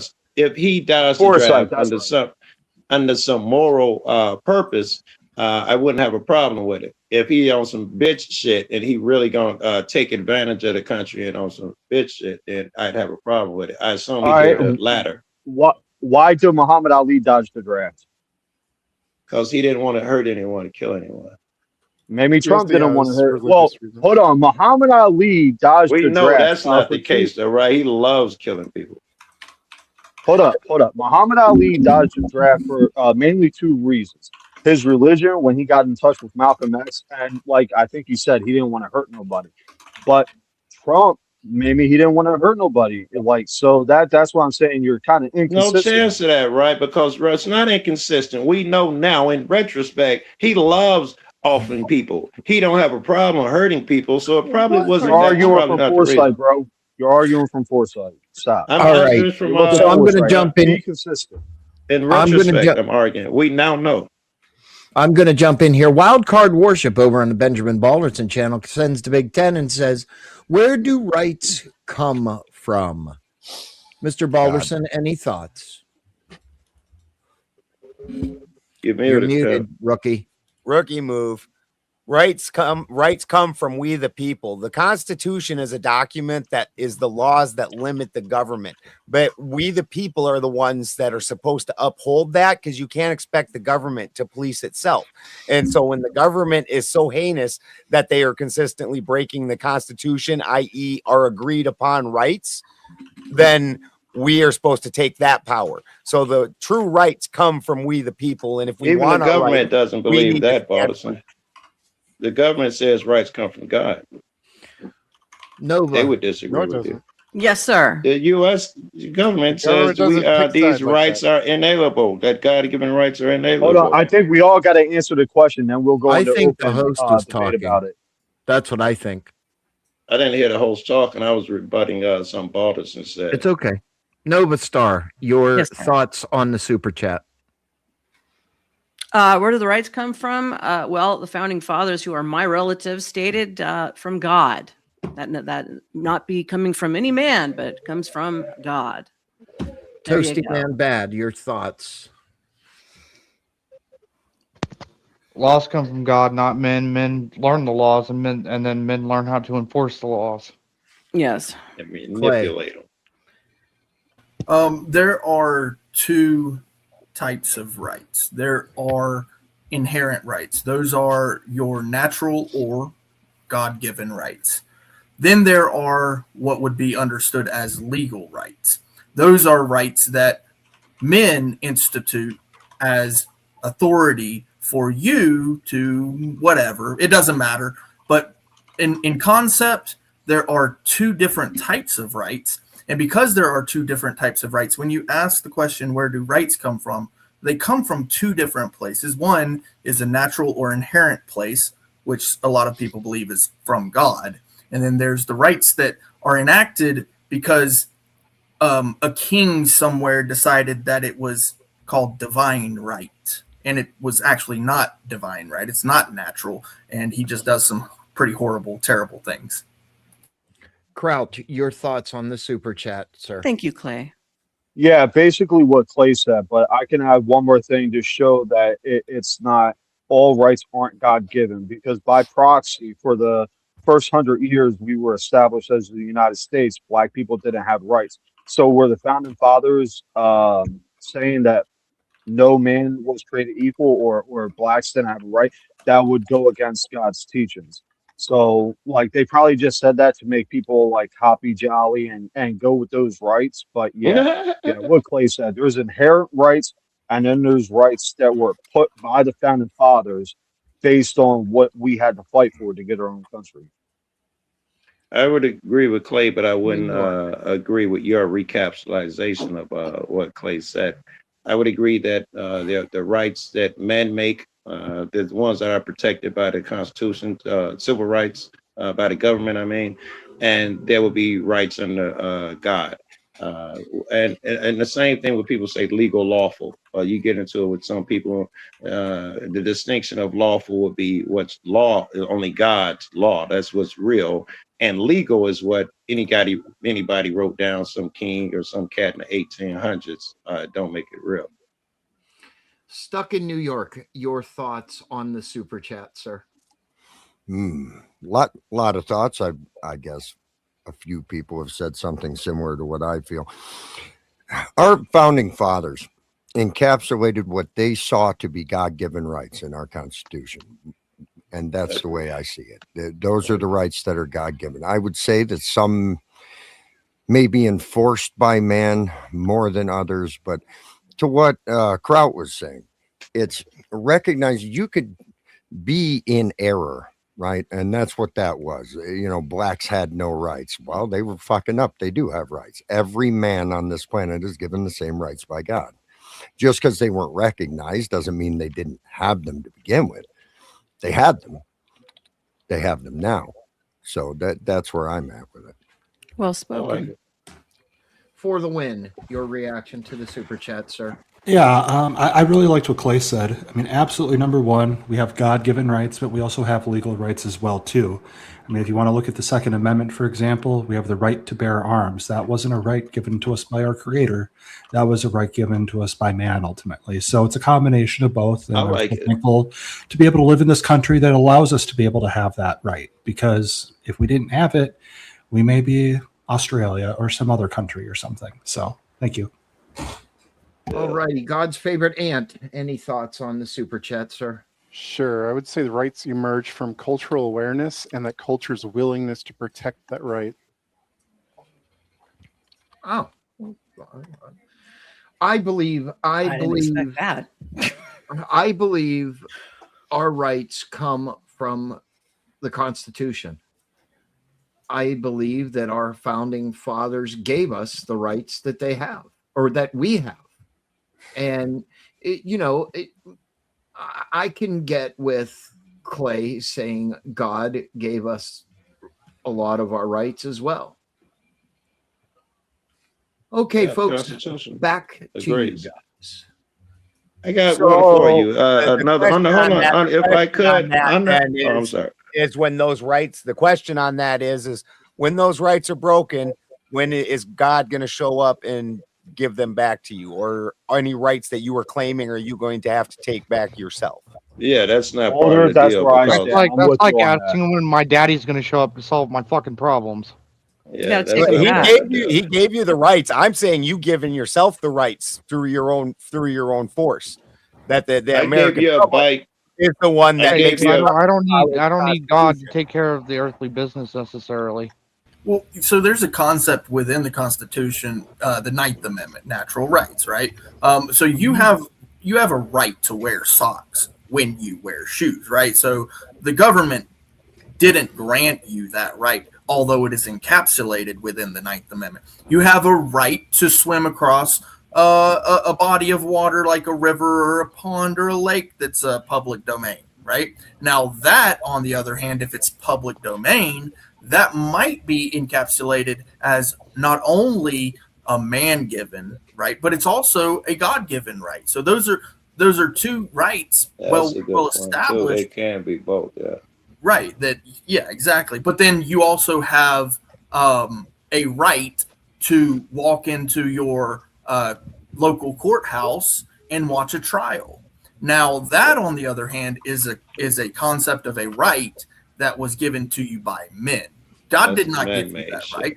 Yeah, it did not exist. The courthouse did not exist until it was built by men. So those rights are a different concept. There are different various types of rights, but they all fall under those two categories. Either it's something that naturally you have that ostensibly, nobody ought be able to interfere with. But then there's the ones that not not because they ought not be able to be interfered with, but because it makes sense societally that we ought get along. You should have. This made me think. I had a question for y'all when I hopped up here. Did y'all think a person, because this is what y'all was saying when I first came in, did a person have a right to overthrow the government? If they're tyrannical, yes. That is the topic. Very good. So you guys agree that yes, you do have a right. If there is a time to talk about overthrowing the government, everybody agrees with that. Yes. I think if you take a Oh, shot, I'm not publicly saying any of that stuff. Go right ahead. Yeah, you have a right. You have a right to I- overthrow your government, but the government also has a right to equally oppose you. As the old saying Well, goes, if you that's shoot the that's king, why I don't said. miss. I don't know if the one cat That's was what I in was here gonna when we say, first started talking. That's literally why we have our Second Amendment. It's not for hunting. It's not for defending ourselves. It's to protect ourselves from a tyrannical. I always say government, but actually in the amendment, it actually says tyrannical military. Well, let me which is ask you controlled something by the on that, government. Kraut. I have a question for you now. So you rarely get questions from me. I always get the questions from you. So when you're talking about the Second Amendment, does the Second Amendment give you the right to overthrow the Second Amendment? Damn, that's like fucking Inception, bro. Hold on, give me a second. Does the Second Amendment gives you a right to overthrow the Second Amendment? Damn, that's like a fucking paradox. I don't think it can. It can't. Yeah, yeah, no. If to answer the super chat, yes, it does, doesn't it? to answer the Clay, you super tripped me chat up with that and what one. to answer the super chat and what the actual question is. Typically, we would be on Sarah Tomato's panel tonight. Sarah Tomato did not panel tonight, or else we would normally be on there. Mondays and Thursdays are Sarah Tomato panels. Spin and I do other streams other nights. I do Uncle Ted Talks on Tuesdays, which is not an open panel. And so any other given night, we may be streaming. Yeah, you never know with us, do we? I thought there was something planned for tonight. What happened? Yeah. Say Yes, what? We're always arguing and butting heads and yelling and screaming at each other. What did you Yeah. say? Clay. I said Balderson before. yells at Hold on a y'all. minute. The rest of Hold y'all on. seem to be in agreement. Ant, what did you say? I said I thought Sarah had something going on tonight. What happened? Did something happen, or am I just misremembering? her schedule? She's having a chicken night again. Oh, So, okay, cool. She's chasing living her her good own life. there are some people that know what I mean by that. Hey, she's having a good time. That's all. That's Yeah, enough she's for me. out As having long a as good time. not some serious problem in the back, you know. No. Cool. I'm No. glad she's having fun. Anyways, back to the topic. Where are we at? Yeah. Really, this question that I asked really is the crux of the matter, because the topic is a Second Amendment question, in my opinion, right? And so then falls down to the very paradoxical question, which is, does the Second Amendment give you the right to overthrow the Second Amendment? Technically, yeah. I guess if you're overthrowing the government, you could just shred the Constitution and come up with something completely different. If that was the case, then why didn't the founders specifically say that? They kind of did. I mean, if Because- you read the Yeah, Second Amendment, They left if it they're open going to for allow you to change. overthrow the government, then they're going to assume that you want to get rid of that right because it was useless in the first place. That also is, there's sorry. How is it, useless? It was if you deemed actually no used longer it good for its because that's the whole purpose? reason you're going against the government in the first place. that was If you if. used it for its intended purpose, how is it useless? Right. That was an if. He was saying it as an if. If it was the case that it was useless, then you could get rid of it. But it is not. So here's the way that I look at it, guys. So the United States Constitution, along with the Bill of Rights, because that's the Bill of Rights, it is the First supreme 10 law. amendments, yes, go ahead. Yeah, it's the supreme law of the land. There is no other law that supersedes that. Therefore, it is not an intent to be overthrown. It can be deemed useless on the law. Yeah, but it can be deemed just useless in the aspect of now that we put in this new government, we don't want to allow a generation in the future to come against us. So we're gonna either change the wording of the 2A or we're gonna strike it altogether and not allow the right to rebellion at all. Also, the thing about the Constitution is like none of it says you and I can't do something, right? The first parts of it describe the government, tell how it should be formed, right? And then you've got the Bill of Rights that tells the government all the things it can't do to you or us, rather, or themselves even. Exactly. It's not about it's not really a law about us, right? It's a law against the government. That's what it was meant most for. rights They or use it. protections for us against the government. They use it as the worst way they could. Anything that wasn't written in there, they said it gives us permission to mess with. And only the things talked about in there are sacred. Even the and things that are written in there, they as mess well. with. I mean, Here's they had the to have a problem. backstop, Joe. They had to have a backstop in there, or else you have cases that go unresolved because, like, the courts are like, we don't know what to do with this. There's no law to cover with this case, right? So they had to have a backstop to catch cases like that. Well, that's what what 2385 does is it gives the government right to also resist you. It's an equalizer. We agree. Yeah, So that's good. There is a portion of the Constitution that establishes what the people cannot do. And that would be the same one that establishes the U.S. Code. The U.S. Code is the law, right? When we talk about what is legal and illegal, right, which you can't do. So that portion would be Article 1, Section 8.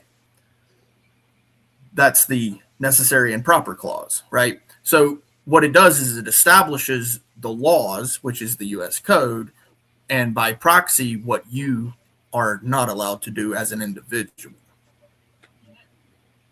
Mm-hmm.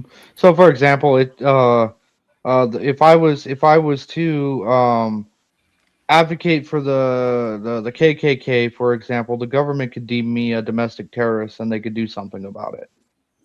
They could arrest me. They could, if I chose to apply force doctrine against them, they could shoot me. They could do any number of things to resolve the issue. If I were to go around supplying people with KKK material, they could arrest me. They could, if I chose to refuse, they could to come quietly and go to court and all that stuff. They could shoot me. I mean, that's what 2385 is for. It's for to give the government the ability to do something about you being a fucking jackass running around the fucking country doing stupid shit. And giving none of that's going to get you arrested. You can do all of that legally. It's not going to make you popular, but you can do it. It's not a question of legally. It's a question of whether or not they want to pursue you. Well, yeah. Well, you'd have to break the law for them to actually pursue you. Like, yeah, they can label you, but that doesn't give them any special rights to go after you. When Ice Cube is sitting there singing "Fuck the Police," and the NWA is doing all their fucking rhetorical bullshit, the government could absolutely go after that as fucking terrorist rhetoric. They can.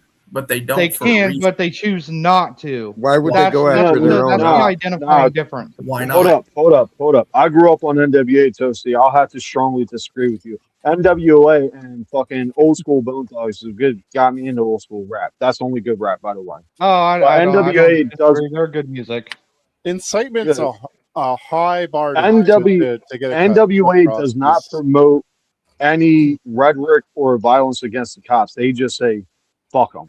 They don't really. I mean, they talk about true. The entire fucking song is about killing the cops. Like the Supreme Court's been heavily skewed for decades in favor of protecting free speech. Like they are. I think you need to go back and listen to that fucking song, Ant. Yeah, I'm going to. Art is art, man. It doesn't matter. I don't need to. They can sing whatever the fuck they want. It's not singing a song is not incitement. Sure, they can say whatever they want, but the government reserves right and ability to be able to go after you if they want to. They have a very high bar to hurdle to be able to prove. No, it's not. It's a very low bar, as Rob Nora likes to say. Incitement's very difficult to prove. It is because you have freedom of speech and freedom of expression artistically. It's very hard to fucking prove. All they have to do is link it to a gang, an affiliated gang unit like the Crips or the Bloods. Okay. That's all they'd have to do. Right on. It's not an extremely high bar at all. It's not an extremely high bar at all. Yes, it is. It's a very low bar. It's only if they want to go after it. How many incitement cases were charged last year? Because some of the cases chose because in fact, just do like the last 10 years. I mean, let someone go or prosecute. Like they're not. That's why you got a fucking jury. They make a decision. Show me a case where somebody's been prosecuted successfully for incitement due to releasing a song on a recorded medium. Where's it happened? I mean, don't tell me like I'm not arguing. I'm not theoretical possibility. Hold the fuck up, Ant. I'm not arguing the word of the law, because it doesn't fucking happen. It can't happen. Ant, did I argue that there was ever a specific fucking song?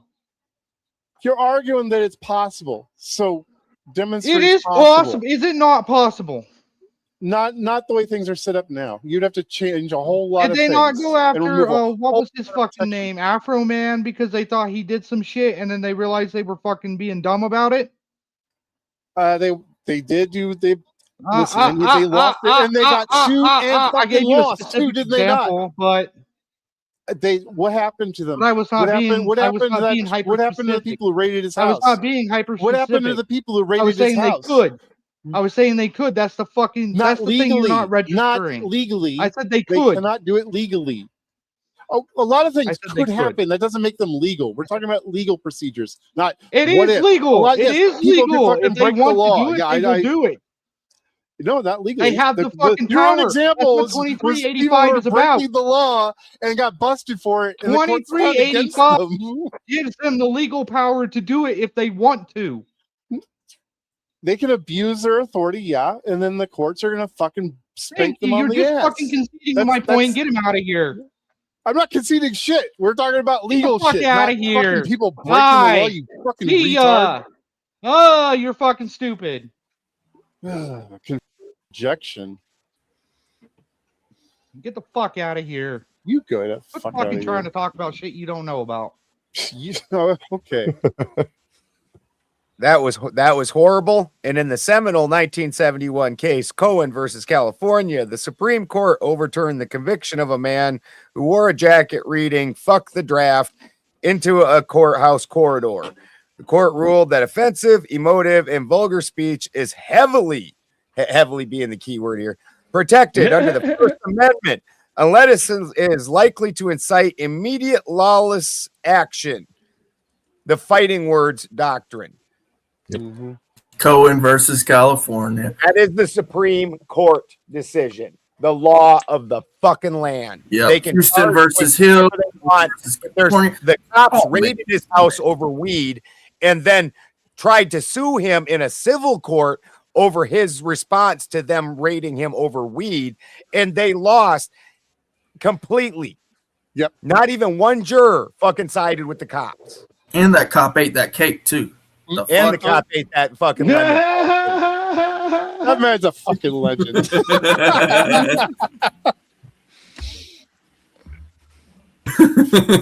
it is. That's Alrighty, gentlemen. Kraut Mick is going to make his exit. Kraut Mick.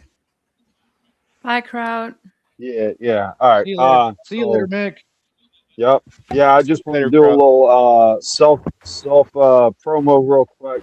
Subscribe to my YouTube channel if you want. Get a, I try to be a base conservative with my views. And if you don't want to hear a base conservative view, I also got tons of videos of me playing Division 2 with my clan with a C, killing other players. It's very entertaining. So, Can I argue with you? Can I come over there and argue with you? Do you drop links? I love to fucking argue with conservatives. What? I do 1v1 debate before, and they mentioned that because I'm on my cell phone, is sometimes I cut in and out. So I'm not going to do any more 1v1. So I get a laptop in like a couple weeks. Because there are actually a couple people that's been on this panel before that I kind of would like to do a 1v1 and really express my views and where I come from. But yeah, once that happens, if y'all put his shit in the regular chat, I'll snatch him up. So, my handle back there, like under the name Kraut Mick at Kraut Mick, you type that shit on YouTube. It's the same ugly mug that's on my emoji right now. That's me. Did you join the Tomato Discord and sign up for the different individual debates? Who, me? I believe I did. Yeah. Did you go in and sign up for the individual debates and say whether pro or con on each of the topics and things like that? Sarah, oh no, I didn't do that. Nah. Yeah, she has whole subsections to match, so that way they can match you up on who to do an individual debate with. Oh no shit. Oh yeah, I'm definitely gonna let that. But I'm out, man. My phone's at 4%. I didn't bring my charger with me. All right, thanks for coming up.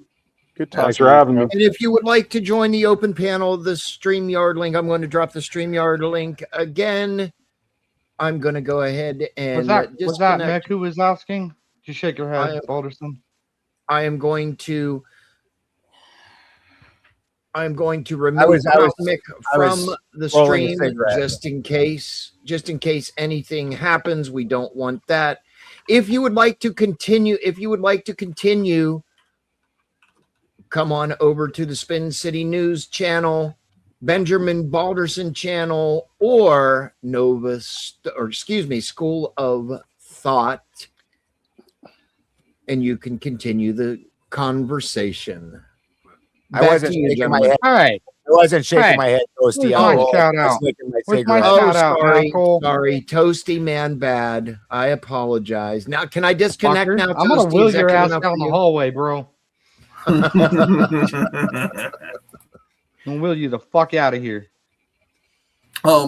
So Joe, you said that the Second Amendment gives you the right to overthrow the government. You still stick with that? I said that it cannot. There's no way that it could, because the only way it could, if the government is tyrannical And if you get rid of it to take it over to get rid of it, you also are tyrannical. Yeah. Thank you. Yeah. Very good. Yeah, because here's the way that I see the Second Amendment, right? As far as tyrannical government goes, right? So it wouldn't be to subvert the government. It would be to subdue any immediate skirmishes. The same idea as the very concept of those court cases that Toasty was reading: imminent danger, inciting. Those come into action as a portion of self-defense as well, right? So if it's in self-defense because there's an immediate skirmish going on, then in that case, like let's say that the police forces have surrounded your house based on some very unscrupulous things that portion of the government is doing, then yeah, of course you have every right to defend yourself. That's a different thing than you going up against the government itself. Interesting. And I'm not so sure the first is a thing. I do believe that if the government, even if they're wrong, if they come in and kill you, you're supposed to take it like a man. I don't think the law allows for anything else. They probably would rule in your favor on that one. Irving Vasquez comes in with the big 5 over on Benjamin Balderson's channel and says, I can safely say that most of us can agree that some people's opinions are more useless than unicorn flip-flops. Thank you for the big 5 over there on the Benjamin Balderson channel. That's pretty self-explanatory. Win-win. That's entertainment, the useless opinions, man. It could be fun. Wow, that was good. That was good. Rookie. So you said you didn't agree with the first portion? I was saying about the overthrow. It seems logical to me, and you guys don't have to comment, maybe hold up a finger, wink, wink, but it seems to me that if it says there is a time when it is your duty to overthrow a tyrannical Did he just say abracadabra? There must be a time. There must be a time to have a conversation about it. So if you make a law saying you can't have a conversation about it, sounds antithetical to the Constitution. Well, see, and that actually brings us to the law itself that we've been discussing right now. I don't believe that it's against the law to discuss it in an educational manner, right? When it comes to understanding what the law is and what it means. Now, when it comes to discussing it in a manner of, hey guys, how are we going to rob that, money establishment? Say it that way. I think it's the best way to say it on YouTube. I don't want any. I don't want any trouble. I don't want any trouble. You don't want the small hats after you. Yeah, Damn small hats. Good. Lavid. But if you're discussing it with that intent, then in that case, then sure, yeah, it would be considered unlawful. What if your intent is strictly to bring them back in line because they have created laws where you must pay them $10 every sidewalk you walk down, across the street, they taking money from you, or whatever tyrannical thing they're doing. And now you talk about physically or violently, or however you must overthrow. Would that be a taxation without representation? It sounds like that might fall into the category. Yeah, I mean that does sound excessive, but then we consider this, Joe. Well, that's the thing. In order for the Second Amendment to be necessary, right? It was a preemptive measure. It codifies your ability to keep arms and armament just in case tyranny encroaches, right? Which means several other rights have to be fucking smashed to pieces before it ever becomes an issue. Also, I like to think of it like that since you said that. Hold on, Joe. Go ahead, Ant. So the way I was going to frame this, derailed me. Fuck. Sorry. Hate that. Ant, you're supposed to have good focus. Rookie, Ant, rookie. All right, just use your antennas. While Ant is adjusting his antennae, Irving Vasquez comes in with the big two over on the Benjamin Balderson channel and says, some politicians have early onset rigor mortis. That's just the blue chew. Remember That's what it was very over. true. Just look at So- Mitch McConnell. You're right that I believe it implies that there's a right to overthrow your government, but obviously we don't want that happening all of the time, right? Right. So we have high stakes for trying to overthrow the government. You better That would mean- you better fucking do it. You better be right, and you better have a lot of support. You know, Wait. if you're not, we're gonna I don't fucking know. I put you want to away. go the opposite way. I would have thought I agree with you when you started speaking, but now I think the opposite way. I Okay. think a motherfucker should be quick to overthrow. Now saying Nah. that because otherwise the government will abuse and take over every single thing. You shouldn't be so patient. Perhaps you shouldn't be so patient when they make these crazy ass fucking laws where a company can buy up all the land in Wyoming and get a water to Russia or whatever weird shit Sounds they come up with emotional. this week. Sounds emotional. But the problem is, if you allow it to be that quick and easy, you don't have a stable government. You're going to have anarchy, and then that's going to dissolve into something much worse. This is true as well. Yeah. So that's what I'm trying to say is like we do want it to have like a high bar What if for that to occur. we would have to have it okay, how about this option? We have it. I still think it only succeeds if we're hard on them.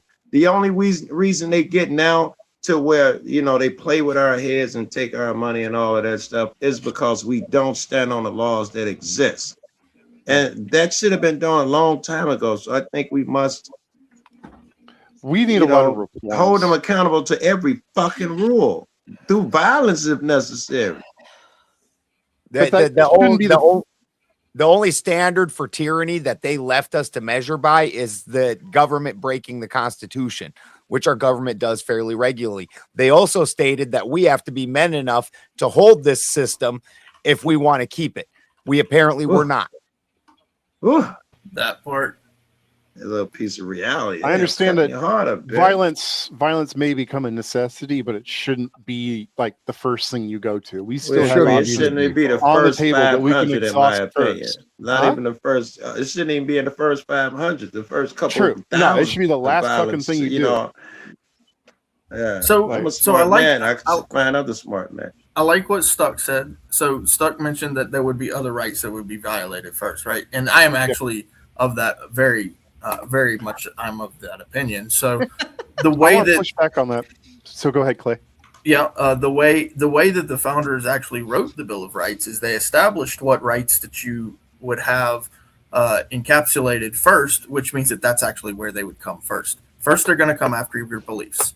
Then they're going to come after what you say. Then they're going to come after what you write about. Then they're going to come after where you go. Then they're going to come after what you can ask of your government. Then they're going to come after your firearms. So far. You ain't missed yet.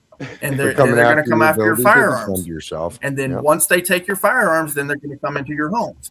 And then they're going to come after your pockets and your person, right? And they're going to put your ass in a dungeon, and they're going to charge you with multiple crimes. And then they're never going to give you a proper trial. And then they're going to give you a crazy ass bail and take all of your money. And then you're going to have nothing left, and you're not going to be a natural man. And the state will own everything. That's from the First Amendment all the way to the 10th, okay? And you can count them in order, okay? What I just that's why I hear you had them in order. Okay. I've done this before. I've done this a few times. Well, And the hold First on, Amendment. Clay, are you arguing that your possessions make you a man? What I'm telling you is that the natural part, the Ninth Amendment is the last thing that they will come after. They will make you a dog, right? So no, the possessions don't make you a man, but what does make you a man is being a natural man, and that is the last thing that they can possibly come after, which is the Ninth Amendment, correct? So the First Amendment, if they can get rid of all of those things, first what you believe, first then what you say, then what you even write about, then where you can go, and then what you can ask of your government. At that point, if they can get rid of all of them, then they can take your guns. And just to do money, because we like money on this channel, Irving Vasquez comes in with the big five and says, how is it possible that current governments around the world can come in as tight end but leave limping out as a wide receiver? Any thoughts, gentlemen? Can True. someone make sure? I want to make sure I understand what he's saying, right? How is it that other Anal. governments, as What? opposed to ours, they come in and then they get hurt and they leave and our last? I'm not sure I understand the question. I don't think that he meant any specific government. He just says all governments, and that's because all governments get taken over by greedy fucks. I think what maybe Irving is trying to say is that, with governments, they kind of stand in lockstep to some degree. And when you're in the trenches, you kind of hold that together. So as a tight end, you're blocking, you're doing this, you're that, whatever. You can go out wide, you can do whatever. But limping out like a wide receiver, I mean, I thought he meant that they came in with a virgin ass and they left with a blown out ass. Yeah, I think I was right. Yeah. That Russia without lube. For me. That fucking blown O-ring sometimes hurts. I mean, yeah. So they say. I wouldn't know. Yeah, all governments become corrupt, no matter which system we're talking about. Every single one of them they all start out on a good idea. Even like communism, the Amish live under communism straight up. So do the Hutterites, and they love it. Wonderful people. So that's the way they operate. But no matter what governmental system it is, they're all subject to corruption and greed. And that's because every one of them includes an individual. And so they all end up falling apart eventually because the corruption and the greed. And then you get something. Is there a way around it? Perhaps transparency. If everything was open that these people were doing, then is that a way around corruption? If such a thing were feasible. I think that's probably existed. There's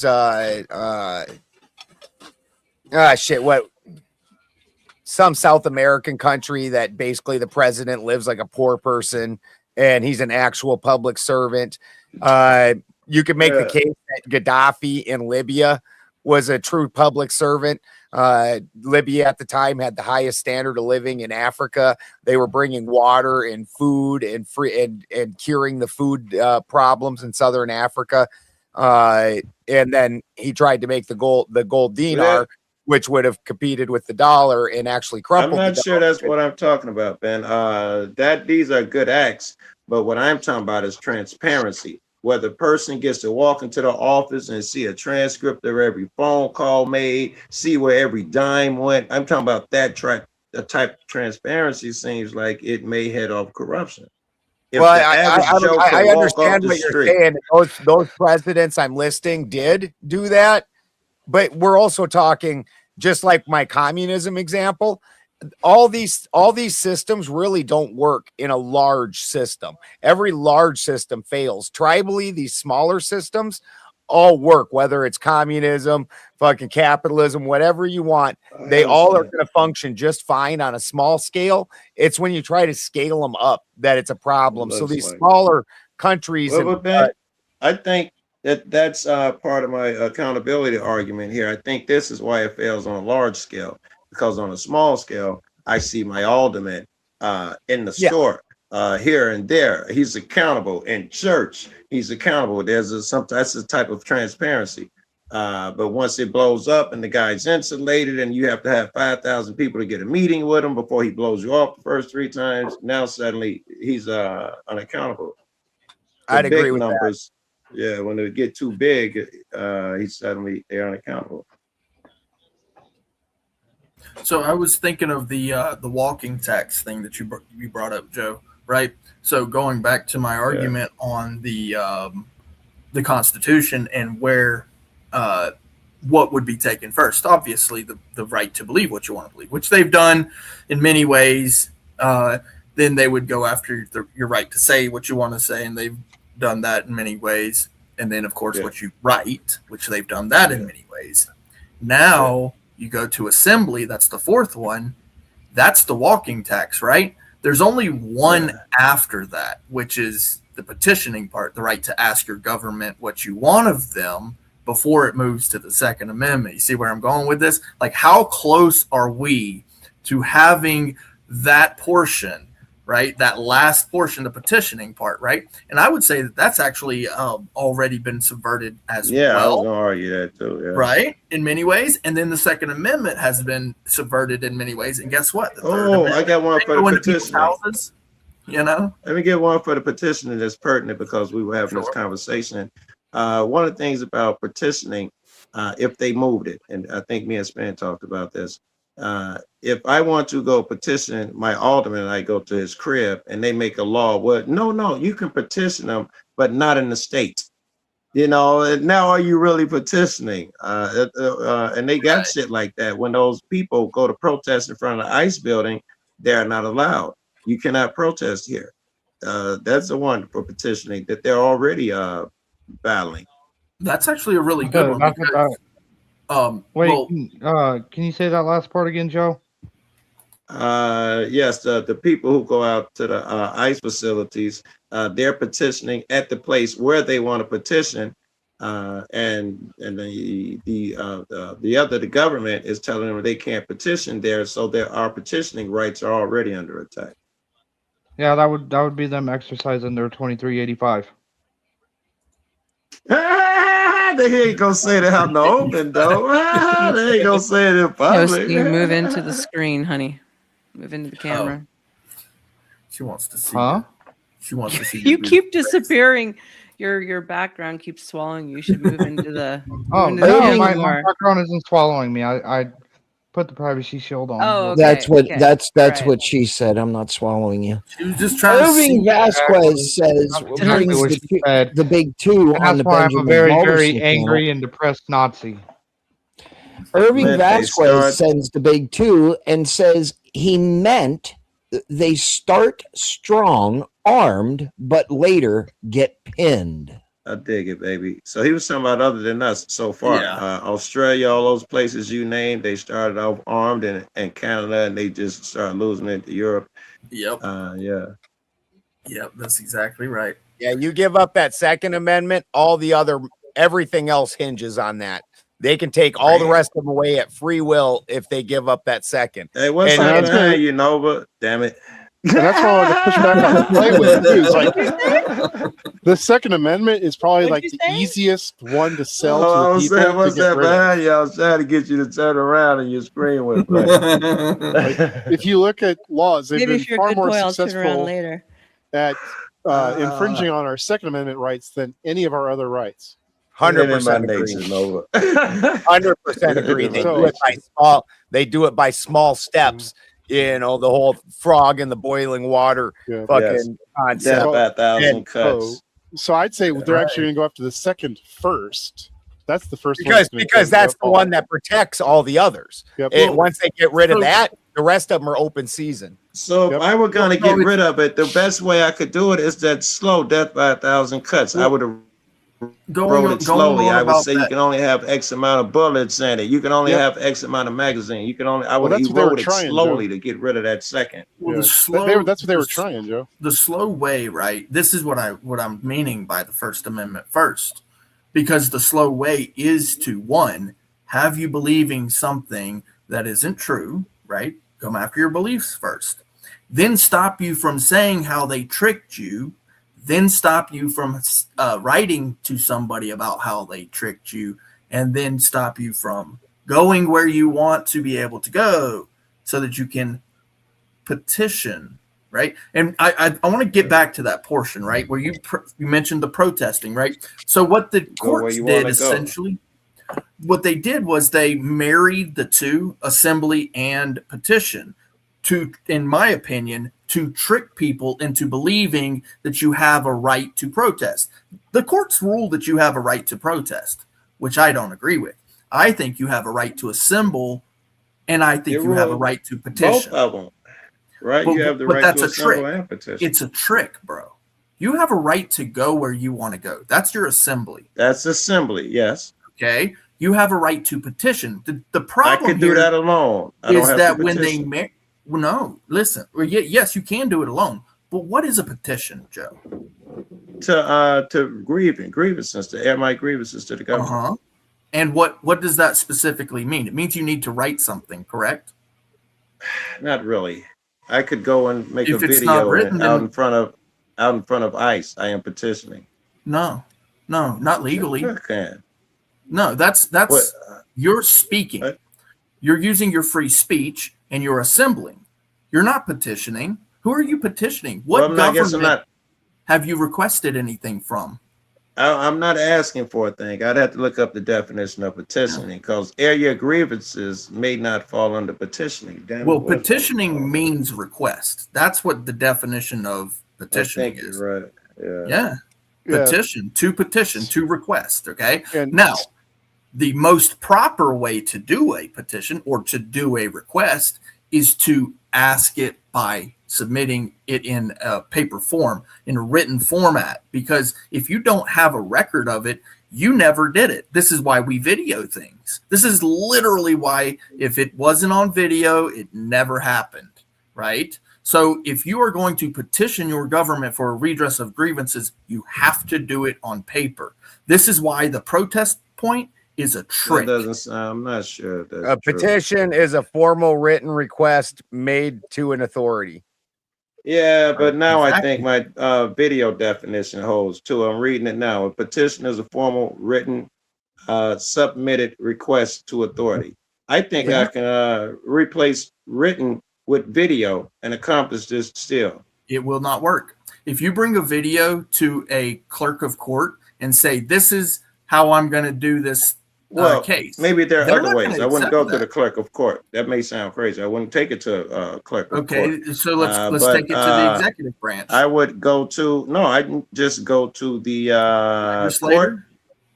No, just to the courthouse. The courthouse? And yes, go to the courthouse.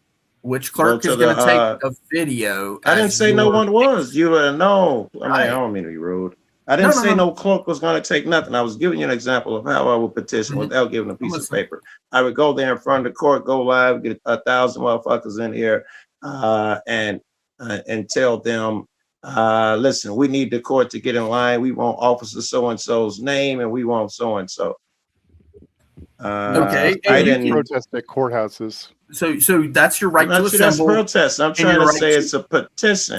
I'm asking for a thing. With 1,000 With people. 1,000 other You niggas. need a link, brother. It's a protest. Come on. Link No, ain't it's got not a it. protest. Come on. The way I phrase it, that's not a protest. I am saying we want the records of so and No, so. what I'm telling you is it's the legal. No, stay within my boundaries. We want the Nah, records nah, it doesn't of matter this. about your boundaries. Going The court- outside Isn't that of a the legal- petition? Going outside of the legal understanding of what a petition is meaning that you're never going to get a petition. A petition Well, literally but is a that's written what people request. do when they push and tug at the law all the time. That's how you win cases and shit going outside of the understanding. How do It's you a create thing. a record? How do you create a record if you're not creating a record, Joe? I just told you, video is a record. They tricked us when they say you can go to a courtroom, you can write something down, but you can't record. It's a trick. A record is a record. It's a trick. Okay. Now, how many videos fit inside of a file folder? I'm not sure they got to do with anything. Please just get to it. Well, it's a question. I mean, if you don't know, then you don't know. Just say, I don't know. Also, I don't know if I know. I hadn't even considered. I was asking you to just state what you're going to say and leave me out is what I was just asking and get to your point. Hey, Joe, I hate to interrupt. You don't hate to interrupt because you only interrupt when I'm talking. You don't interrupt anyone else. You don't hate to interrupt me. Go ahead. He's the host. Remember that? Yes, but he still needs to be sincere. You don't hate to interrupt me because all the interruptions come when I'm speaking. Well, never mind then. Go ahead. No, please go ahead. I ain't No, trying to be go rude. ahead. I This just will want to get- make hey, notice. This interruption was going to benefit you. So, you know what? Love you. Don't Joe. care. It's Fuck your off. show. You're allowed. I ain't gonna bend a bow. Period. It's not an option. It's your show. Go. This was going to help you, Joe. It won't make me change my behavior. Is what I'm saying. There we go. Joe just But walked Joe up wasn't and paying told the host attention. fucking So balls. thank you, Nova. Thank you. Yeah, thank you, Miss Nova. Joe wasn't paying attention. There you go, Joe. This was benefiting you, sir. Hey, I apologize. I was absolutely wrong. I was thought you would fucking apologize. My apologies. I repent. Thank you, people, for humbling my arrogant ass. Hey, I didn't humble it right there. Joe. I thought I was 100% standing on it. I was wrong. Hey, Joe, that little spurt you did, it just now cost you my Cash App $10. Okay. Well, that's the behavior that won't change, but that's it there. Actually, that is a $10 reparation to Miss Nova Star's Cash App. All right, now I'm interested. Reparations and Nova, that's just interesting. I don't even know where we're going yet, but those two words. Thank you. I appreciate that. Let's see if something's come in. And if he doesn't, he's booted. And you know what, Nova? If he doesn't, he gets booted the rest of the night. What am I supposed to be doing something? P. Fletch just donated for another booty shot. All right. All right. For fuck's sakes. Oh, perfect. I guess the one. Hey, pal. Hey, you are thick as a snicker, pal. Yes, I am, honey. I'm very thick. There you go. I get a replay on my other camera, by the way, because it's one of the later one I'm watching how long, so I got to see that. Thank you, P. Fletch, for the dono. Santa, you have been beckoned, you and your elf. You need to come up here, Santa. And to further what Brick was saying, I looked it up in Black's Law to see what the legal definition of petition is, and it's a written address embodying an application or a prayer from a person or persons, preferring it to the power, body, or persons to whom I know I'm right. Presented for the exercise of his or their authority in the redress of some wrong or the grant of some favor, privilege, or license. How am I not correct now? You're completely 100%. Hold on. Don't get excited.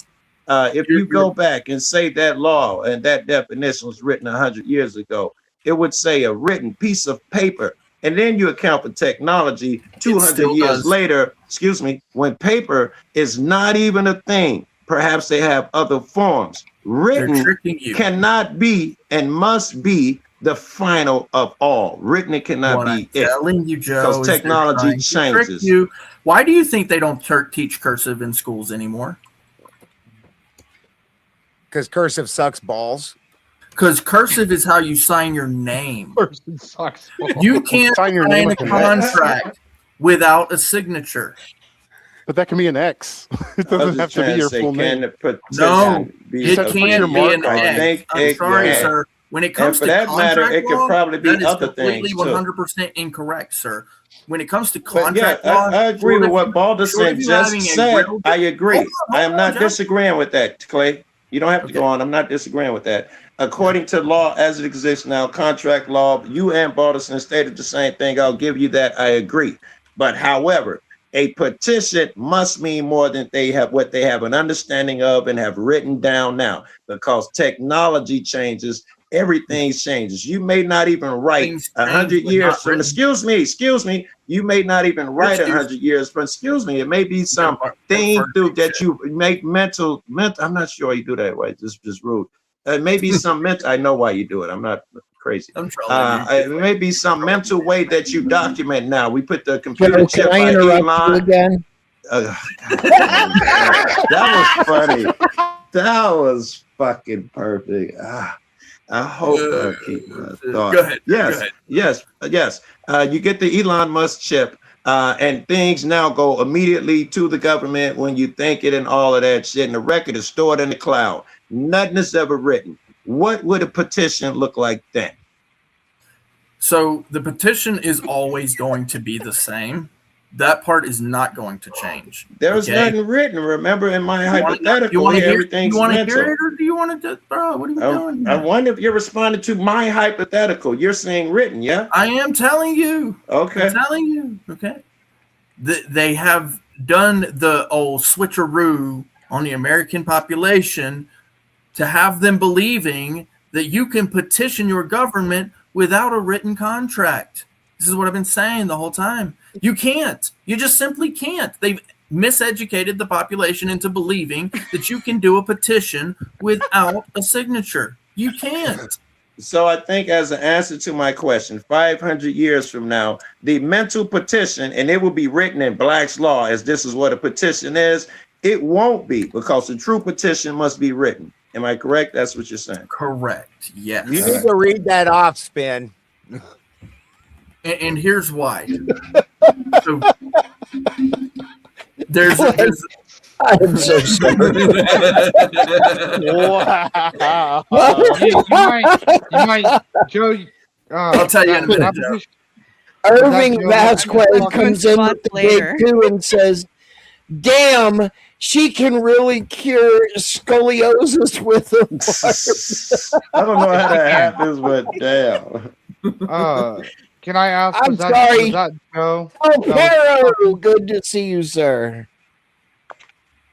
Greetings, everybody. What's up, brother, man? Oh, yes. The authority on this subject matter. I would handed be a over, good sir. person to ask. Peril, did you hear what I just was asking of Brick? Well, a man is bound by his word, is he not? Supposed to be, anyway, yeah. So why are we so dependent upon the words of others that we grant that authority to hear back from? This is why I put in the comment section, I don't make petitions. I don't pray to these supposed authorities. I demand. That's why I wear this short mustache. If you're Hitler's willing executioners, then motherfucker, you better understand I'm the motherfucking Hitler. You're supposed to be, I'm the boss. You're supposed to be paying me. Hey, Peril, Right? how'd your I'm the meeting go one the other investing in you. That said prayer Did Hitler in the law. forget to give you your Xanax this morning? No, I don't even know who's talking. I don't know who's talking, but what does it have to do with the topic? What do you have to do with the topic? Well, is not a man bound by his word? Yes. Then why is the rest of society so dependent upon an ID? Everybody on this panel, I guarantee, carries an ID in their wallet. I don't. Haven't done so for many years. I do not pay taxes. I do not pay child support. I pay for my support to my child directly. I do not need a third person intervener, particularly if he's wearing some kind of official badge. Well, sir, maybe that's why you struggle to get along with the government so much. No, I don't struggle to get along with the government. The government struggles to get along with reason and intelligence. The government struggles to get along with reason and logic. I don't struggle to get along with the government. They struggle to get along with the reason and logic of a real man. You have to struggle with the reason and logic. Ben, I'll be right back. You're in charge. Okay, let me explain something to you guys. If you go through a case, you're in court, and they dismiss the charges, but they put the costs on the defendant. Is that right? I can't do that. Can you ask your question again? Oh, you say they can't? That's not. They are doing that daily, despite the case laws in every state that says it's not viable. If a plaintiff brings a case and they lose, they're supposed to pay for it. That's in every state's rules. Yet every state passes on the costs to the defendant. Is that for ID carrying individuals or non-ID carrying individuals? Because if you don't have an ID, they can't really process you the proper way. I'd have to see some example. Really? Because that really is that your belief that if they don't have an ID, they can't process me? Do you have a birth certificate? No, actually I do. I have 3 birth certificates in my possession. Why do you have 3 birth certificates? He isn't wrong. If you win your case against the state, you still have to pay the lawyer. The state doesn't cover the court costs. Oh yeah. That they're not going to cover the cost for that. No, I'm talking about court costs. This is in a small claims court where there's no attorneys. Right. Plaintiff brought a case and it went unclean. In a court of equity, he's seeking equity must come with clean hands. The plaintiff got on the stand and admitted their faults in denying my rights by ignorance. They didn't know. But the court turned around and passed those costs on to the defendant. Who is the defendant? Is it me? So they found the court ruled Answer the question. Answer the question. Answer the question. Who is the defendant? Is it me? I guess. I mean, it's Nope. your case. You describe it. Nope. Nope. If you guys don't understand what a person is versus what you are, then you keep going by defendant. You keep going by that first name, last name, or your calling, whatever. I prefer to call everybody brothers and sisters. What? Are we doing the sovereign citizen thing? Is that what we're doing? That's what it sounds like. Or it's very adjacent to it, anyways. You can call sovereign citizen shit all you want. The reality comes down to the truth. That's what we're saying. I asked if that's what we're doing. The admiralty law, sovereign citizen, that type of shit. Is that what we're doing here? Yeah, if you want to talk admiralty, let's go. Let's go. Oh, dear God.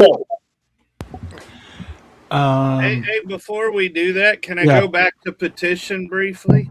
Hey, Santa. Yeah, so I saw your question in there. I can, if you'd like to ask it. Yeah, because with the ADA, they have to make reasonable accommodation.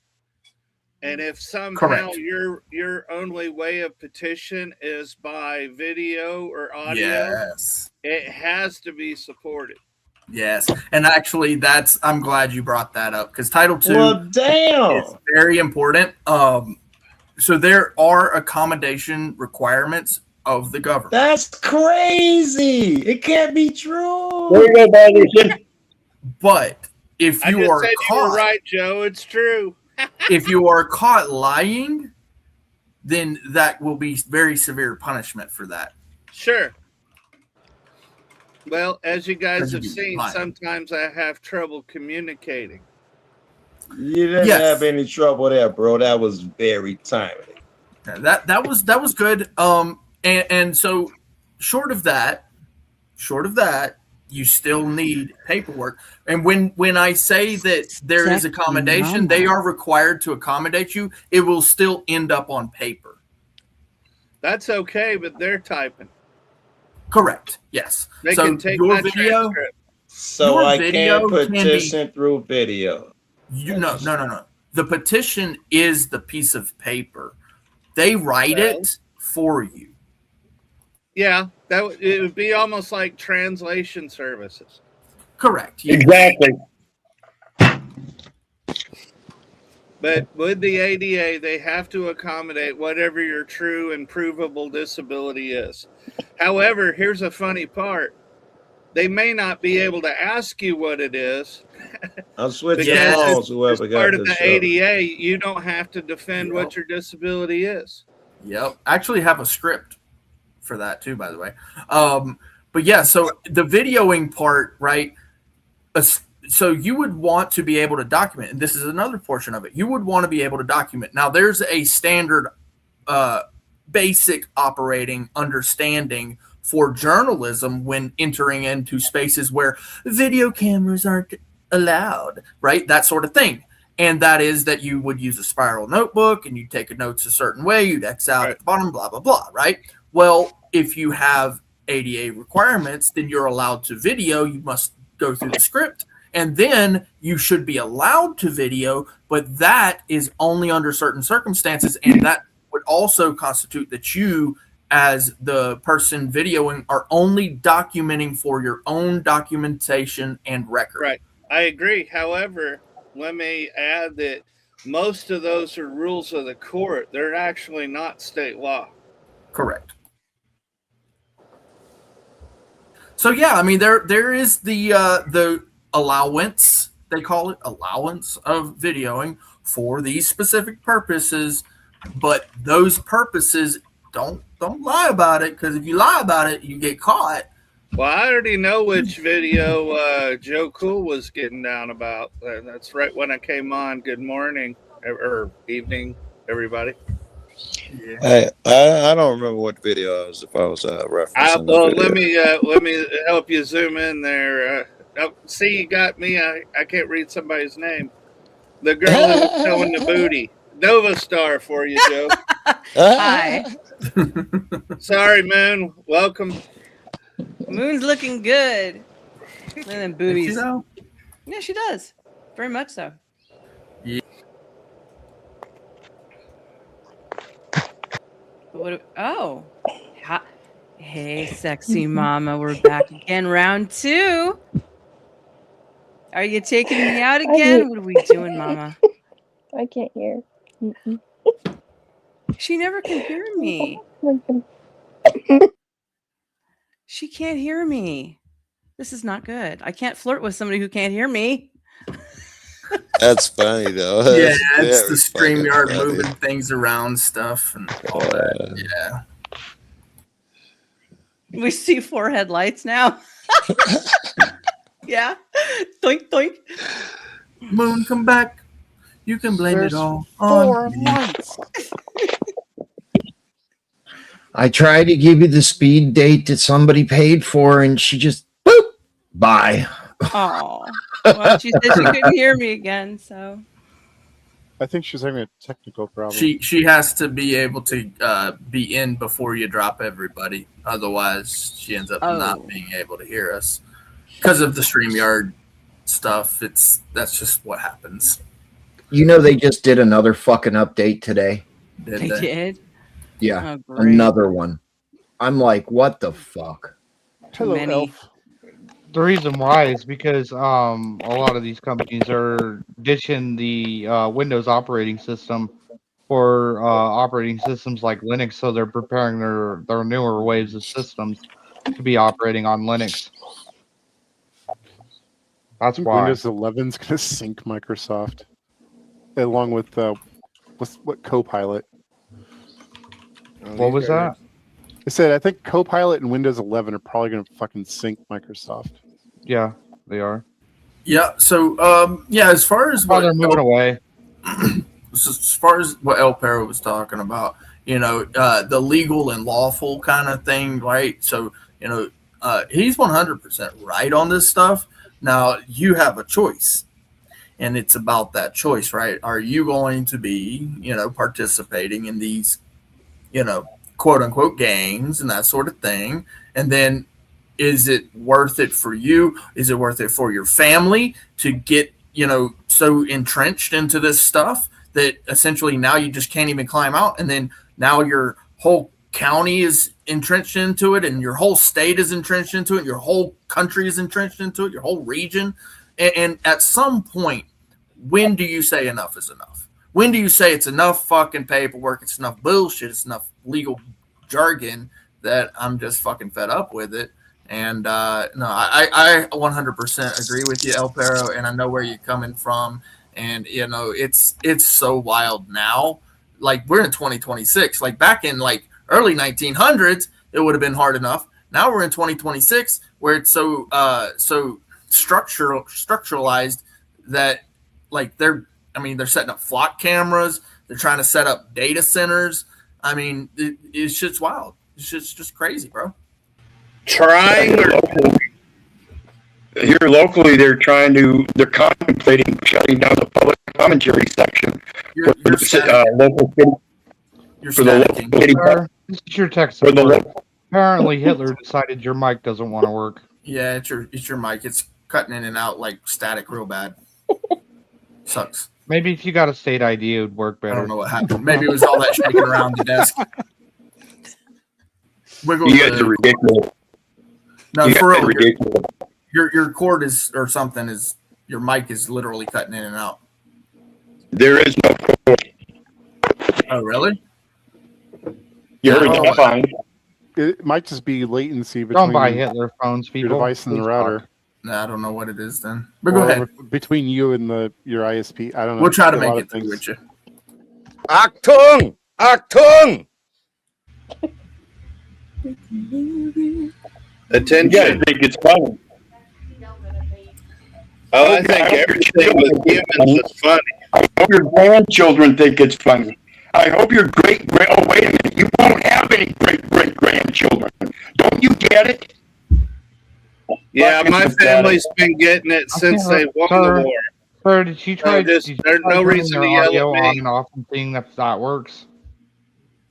My man won it. My man kept it. So no reason to yell at me. Yeah, why are you yelling at Santa? Get any gifts this year? What did Santa ever do to you, Mr. Hitler Man? You're gonna get cold. Is it because Santa's a Jew? See, that's the mentality of people when they see a short mustache. They don't see a man that's true and honest and trying to give out a good message, reminding people that we're turning into Hitler-willing executioners right here on American soil. You want to make a joke of it and slander people. I appreciate your anger. I really do. But that doesn't make you right. And anger, you know, we're always every just because I'm angry doesn't mean I'm wrong either. Just because I sound angry doesn't mean I'm wrong either. But what it certainly does point out is people don't want to listen to somebody that's angry because they think they're wrong. They want to sit there and laugh and have fun. Get in the flash. You have no idea. Oh, I get angry in the flash. I've seen you, and that's the thing. Well, people think that when you show emotion, talking over me. Well, I didn't realize you were talking first and foremost because there was a break on my end. Please donate that 10. This is killing my brain. Now, when we look at empire across the world and across the decades and across the centuries and across millennia, everyone agrees that we're in that pattern of decay. Now, I mean, there might be some people who believe that we're not, but it has to do with empire, and it has to do with late stage empire. And as I recall hearing Balderson before, it's the late stage of all the isms. Because the common thing in all these things are humans. It's the human nature that causes the fall of these things. Yeah, it's the human nature going towards hedonism. Everybody wants to have fun. And the fall of every empire ended up with that very same hedonism. Yeah, it was definitely a common you need trait. to shut your voice box.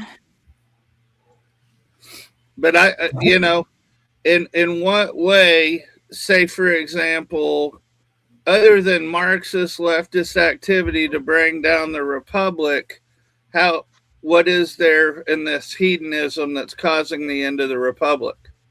Is it women's rights? Is it, you know, people? It's everybody's involvement in it. Even the children. We're indoctrinating our children into believing that life should be cupcake and ice cream. Well, I think like you look at it. I mean, I forget who said it, but hard times make hard men, and weak times make weak men. I think you said that, then. You know, so with respect to indoctrination, you know, I know being Gen X, I wanted things to be a little bit better than my kids because I came up in surprisingly bad situations. It's hard times make strong men. Strong men make good times. Good times make weak men. Weak men make hard times. So what was the last one? Weak men make hard times. Oh, okay. Well, you guys know what I meant, and thank you for the correction, Ant. I appreciate that. I remember thinking in the past that, God, that's awfully long. Just you know what makes hard men? Beautiful women. Knew you were going to But, go there. you know, it helps. It's true. There's the 3% core that can possibly change our culture. At any swing in culture above 10 to 15% becomes common culture over, a decade or so? I mean, these things are true, but wasn't it the usurpation and abrogation of our rights over 150 years that are really challenging the republic now? It wasn't ladies without bras. Yeah, ladies. I mean, I have a bra on, sir. And so does she. We're too big to not have one. Yeah, I should, but you know. You So- should. He doesn't listen. Now, That's so funny. I'm just offering that counterpoint, Peril. I'm not really arguing and saying that. I'm like, isn't it true that You know, since the failure of the greenbacks, the repeal of 40 acres and a mule, all the things that individually supported individual rights and self-autonomy, these are the things that have eroded the republic. You know, allowing the jurisprudence to be the case instead of the past laws. You know, court precedent matters more than the law. You know, was that one Congress shall make no law that doesn't appear, you know, apply to both sides or whatever, but they're insider trading all the time and we allowed it. Absolutely. Yeah, and I agree, because you know, when we start thinking about well, let's look at technology. If anybody knows what Jevons paradox is, it's an economic paradox where the people start demanding things and the demand becomes exponential and the economic cannot support it. That's what we've got here in American society when it comes to economics. It's Jevons paradox with the data centers, all the information, everything. It's all going to fall apart. I guarantee you. It's a matter I of when. agree with you. It's going to fall apart, but for a different reason. Our generation, the next generation, or our grandchildren's generation. Sooner or later, it's going to fall apart, and we're not going to have great-grandchildren generations. Well, it's going to fall apart so hard that we're going to have a bottleneck in human population, not just in economics. Well, there are two factors that you brought up with that, if I may reply. The first one is the falling apart is not because of the data centers on their own. It's the mentality behind the data centers. And then with respect to the population, centering large number of humans in any area raises infertility, lowers the testosterone, it lowers the individuality. And there was that rat experiment where they're living in Eden or heaven or whatever. Universe 25. Universe 25. Well, Ben, do you mind expounding on that a little bit? Yeah, they 25 times. That's why it's called Universe 25. They repeated an experiment where they gave a rat society unlimited room and unlimited resources. So basically, the other name for it's the rat utopia, and they let this society just do what it would. Well, long before they ever ran out of room or ever ran out of resources, they started seeing some real weird behaviors out of the rats. Like some of the rats started depriving the other rats of resources, even though it was an unlimited supply. You started seeing things like they had these ones called the beautiful ones, where they didn't have to do anything. They just sat around and just were pretty. They had the women quit having children, and then if they did have children, they would kill them. Lots of weird behaviors as soon as they reached this peak, and then the society would fall apart because the rats weren't procreating, and it would go into a severe decline. 25 times they did that experiment, 25 times, same results. So I'm just saying, yes, bottleneck. Well, biology has a way of trying to cut off any life form that's kind of taken too much. And then when you have the apathies and everything else, like Ben was saying, those map very nicely to the fall of empire. It's astonishing how closely they map. So yeah, unless we take individual responsibility, it's certainly going to happen. We've allowed, like, see somebody mentioning Animal Farm. Yes, we've allowed some people to say they're just more equal than the rest of us. But what we do with that, perhaps we differ. Some animals are more equal than others. Right. All right, lick. What? Clay's been quiet? There was an opening and Clay was quiet. Oh my God. I know. What the heck, dude? What he done? Well, I guess that's true for Spin too, isn't it? I guess we have 99 Clays, but a brick ain't one. No, I had stepped away. Usually, I'm pretty on top of keeping. So, I absolutely got lost where you guys were at. What you were talking about. I had to step away. Sorry. There was something about not all animals are equal, but some animals are more equal than others, and brick weighs a ton. Okay. Yeah.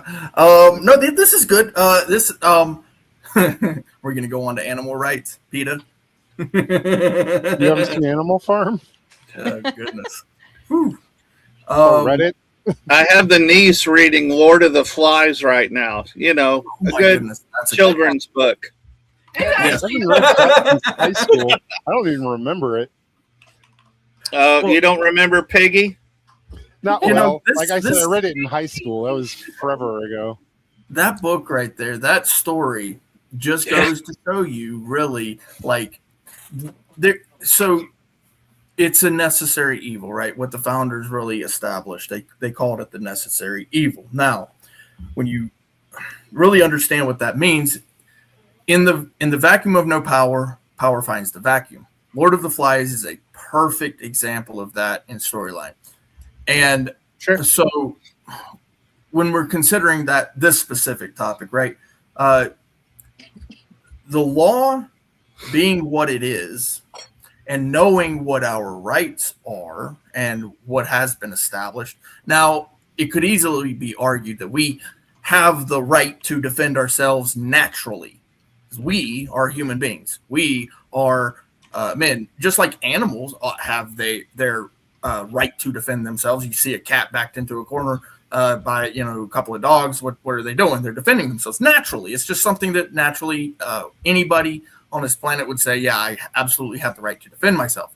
Now, when it comes to specifically those laws, those sedition laws, right, and all that stuff, the treason, the sedition, all that, as quote unquote citizens, quote unquote, I'm saying it with the quotes, of course, at what point does it switch over from your duty or your responsibility to be able to defend yourself, your right to defend yourself, to now you're committing treason and the subversion of the Constitution itself, or perhaps a city charter? But then you look at that and you go, well, what if that city charter includes ordinances that are clearly against natural rights? Well, that's where your petitioning comes into play, right? Now, what if your right to petition is being subverted by the courts?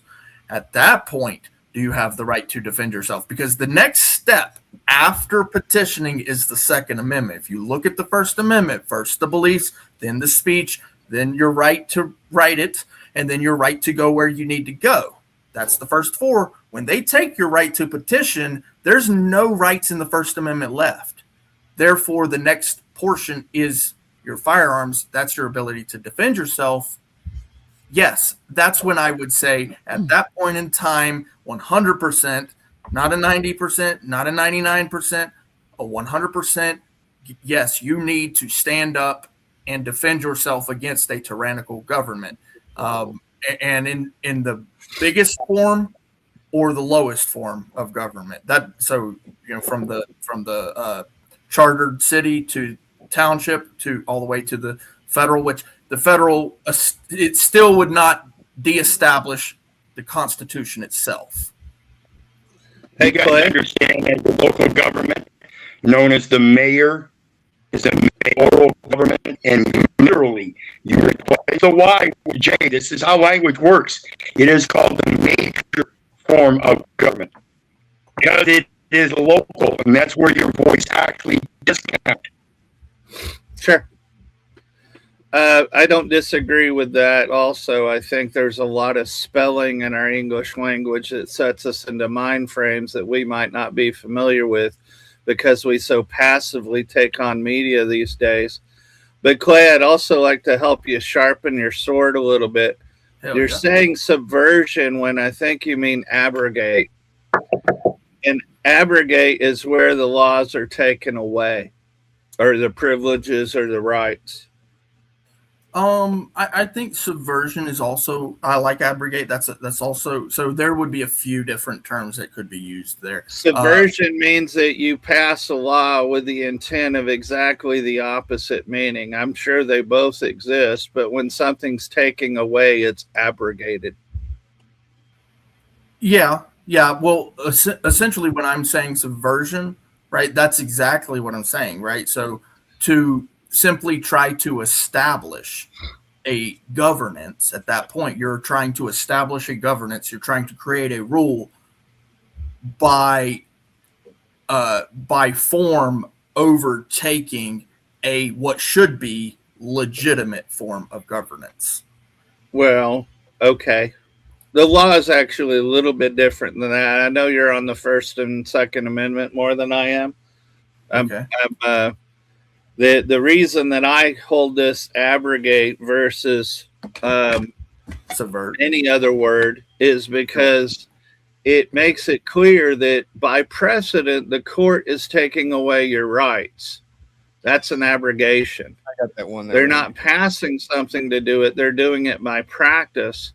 And then they decide to speak in a dead language so it's consistent. But it also means that the average person's no longer learning Latin anymore. So they don't know what habeas corpus means. It's just the big power above them.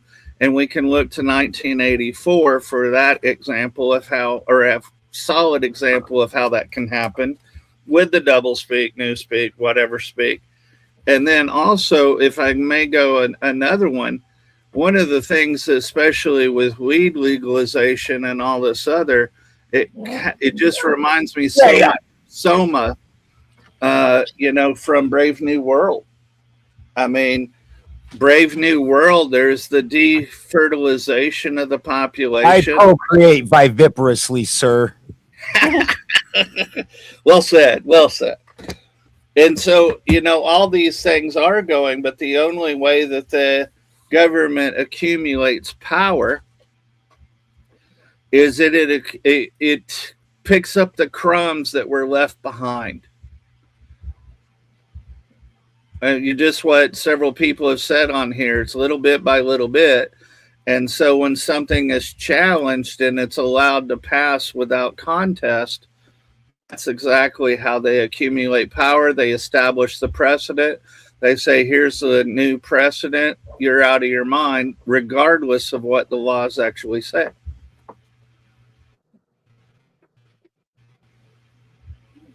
Yeah, I don't disagree with any of that as to a cause, right? Now, I would say that with subversion, that would be like the underhanded version of exactly what you're saying, right? So, which is actually what in my opinion, what I'm saying. I don't think they're overtly taking our rights. I think they're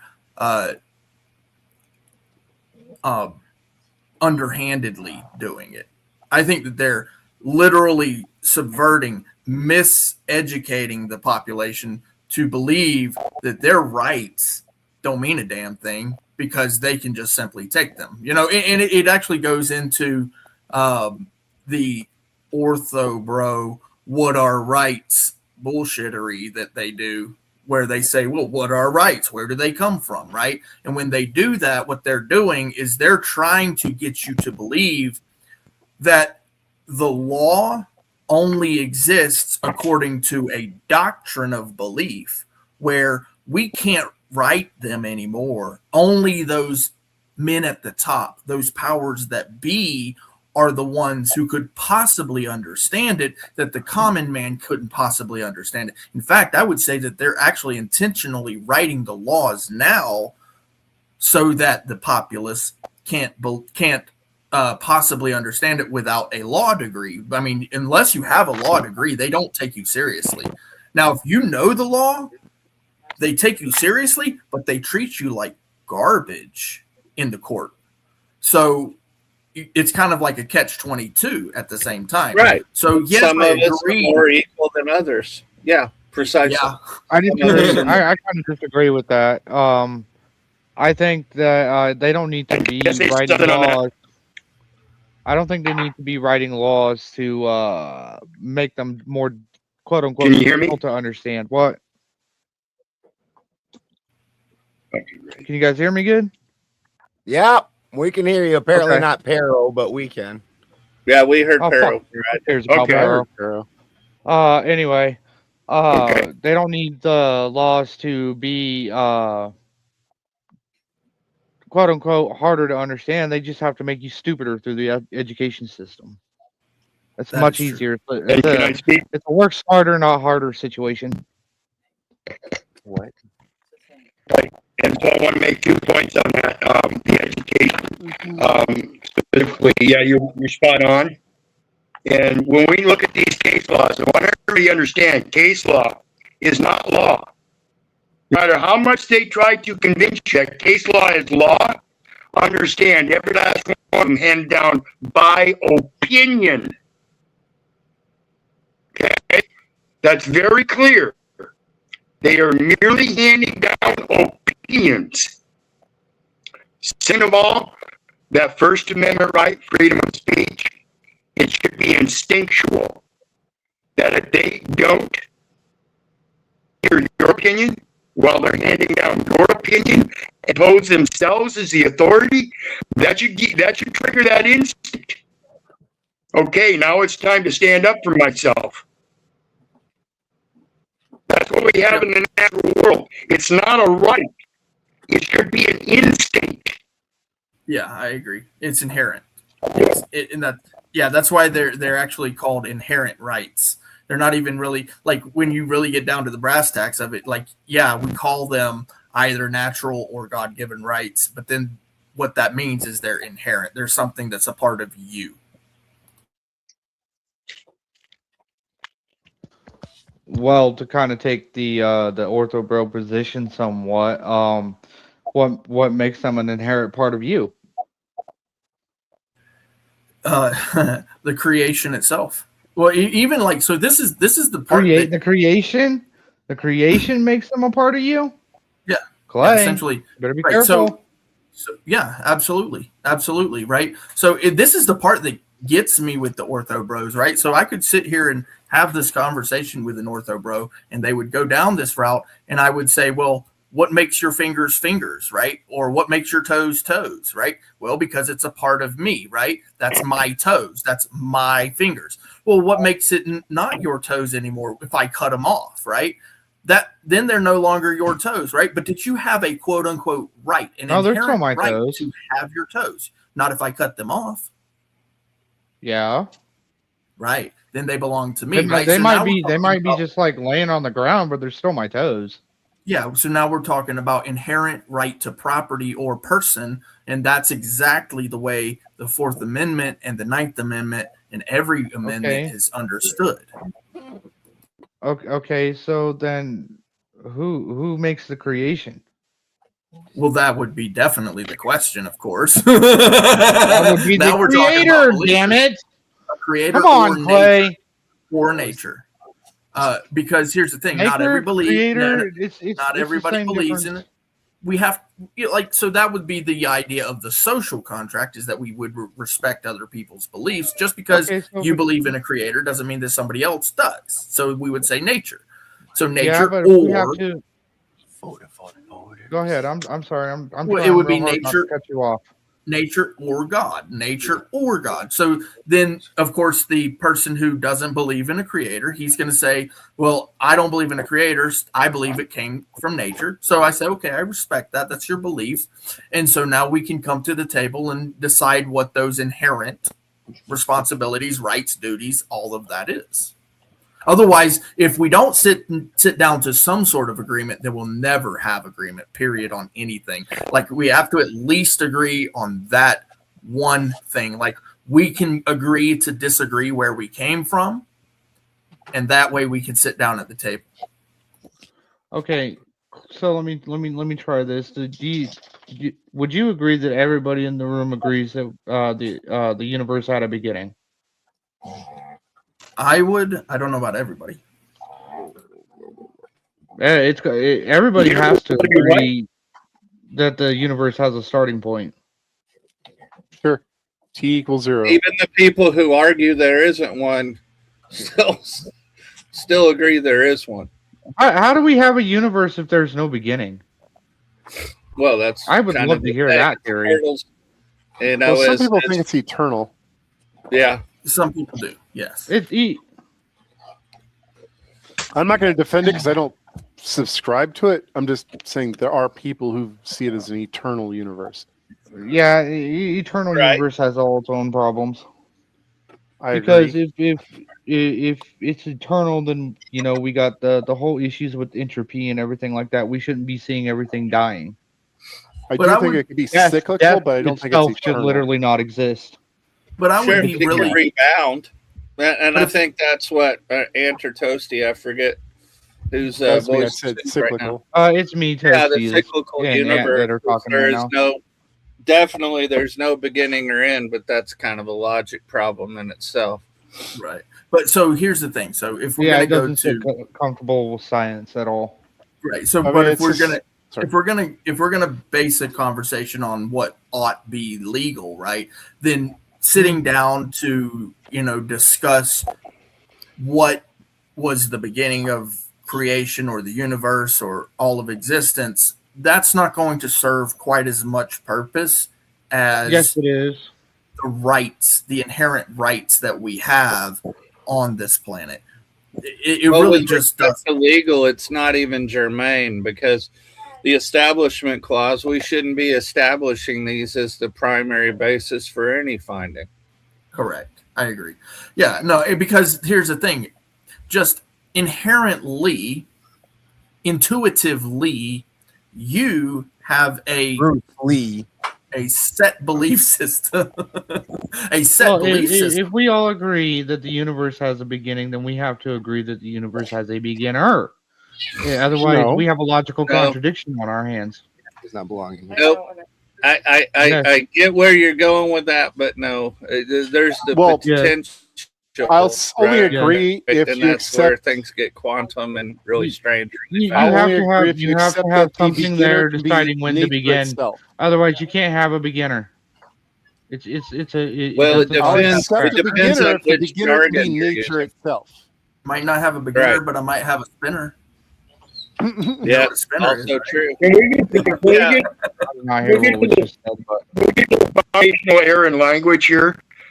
And even the Christian society recognizes that he is not a respecter of persons. And yet we keep quantifying a creator or a beginner. Is there, can we agree that it's a creationism? And that there isn't necessarily a personified creator, but there is a creation point. Something happened, not somebody even if did you- something. I mean, if you go with Spinoza's God, which is just a God that just created all the laws of physics and all the laws of and matter and everything like that, and it's indifferent to what man does with its will, right? So even if you go with Spinoza's God, it still created a bunch of inherent objective laws that exist. So in which case we still have to admit that we're comporting all of our laws to in recognition of those laws. So yes, we would still have to make But our if I laws may, go by that's only a. Western culture. Hold on, I was Oh, not. I'm sorry. I really wasn't finished, and I've been trying to be very very respectful tonight. You have been. And so we have to conform those laws. We're still conforming those laws in recognition of that those laws exist, and so that means that at the end of the day, we're still aligning all those laws to go towards a specific doctrine. Now, funnily enough, that specific doctrine that we're leaning towards in our legal law system is looking like it comports a lot towards Christianity. Now, what you guys could bicker about is whether or not, I suppose, Christianity has identified the correct creator. Okay, I sorry for walking over you before. I think I was lagging there, Toasty. Apologize. Oh, I'm sorry. How much did you miss, Santa? I'll try to. Well, no, I heard you, but when I spoke over you, I wasn't hearing you then. Oh, okay. And I apologize. That's okay. That's okay. Well, it's understandable, but that's a profoundly Western perspective. And I love how much we love the Western Academy. And, you know, we look to these philosophers and say, wow, this is how things are. But there are a lot of different perspectives around the world, you know, going to origin, human rights. I mean, everything. There's a gulf, you know. Yeah. And, for example, in Taoist cosmology, there is the beginning. And it is most like the cyclical universe that modern Western physics is saying. But the reason that our things from the West have come down the way they are, where, you know, apparently there's Christ and apparently there's God who's sitting on a chair and all that cool stuff, is because that was the driver of the Western civilization, frankly. You know, from what, 380 there, Farmer McBen? You know, where you start instantiating the politics of the Roman governments, Western society, were becoming controlled by the Catholic Church. And then they kept going over and more and more and more until the Carolingians started coming up, and they're reinstantiating that, and they're taking away all the quote unquote pagans, which some people say it's others, some people say it's foreigners, some people say it a lot, but what it is not us. And so when you have 1,000 years of that powerful empire squashing any dissent, even with the Declaration of Independence and everything else, it's still molded from a Judeo-Christian perspective. Dionysus, is that Dennis? Are you Dennis? I don't remember him having the 7 Hills submerged thing on his name. Is that Dennis? What's up, Dennis, if that is?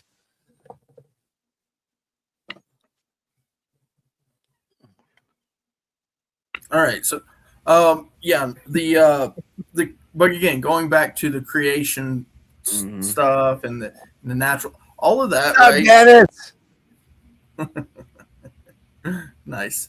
Yeah, that part right there, in my opinion, as far as us being here on the earth and how we can work to continue a strong and healthy life is only important in our homes.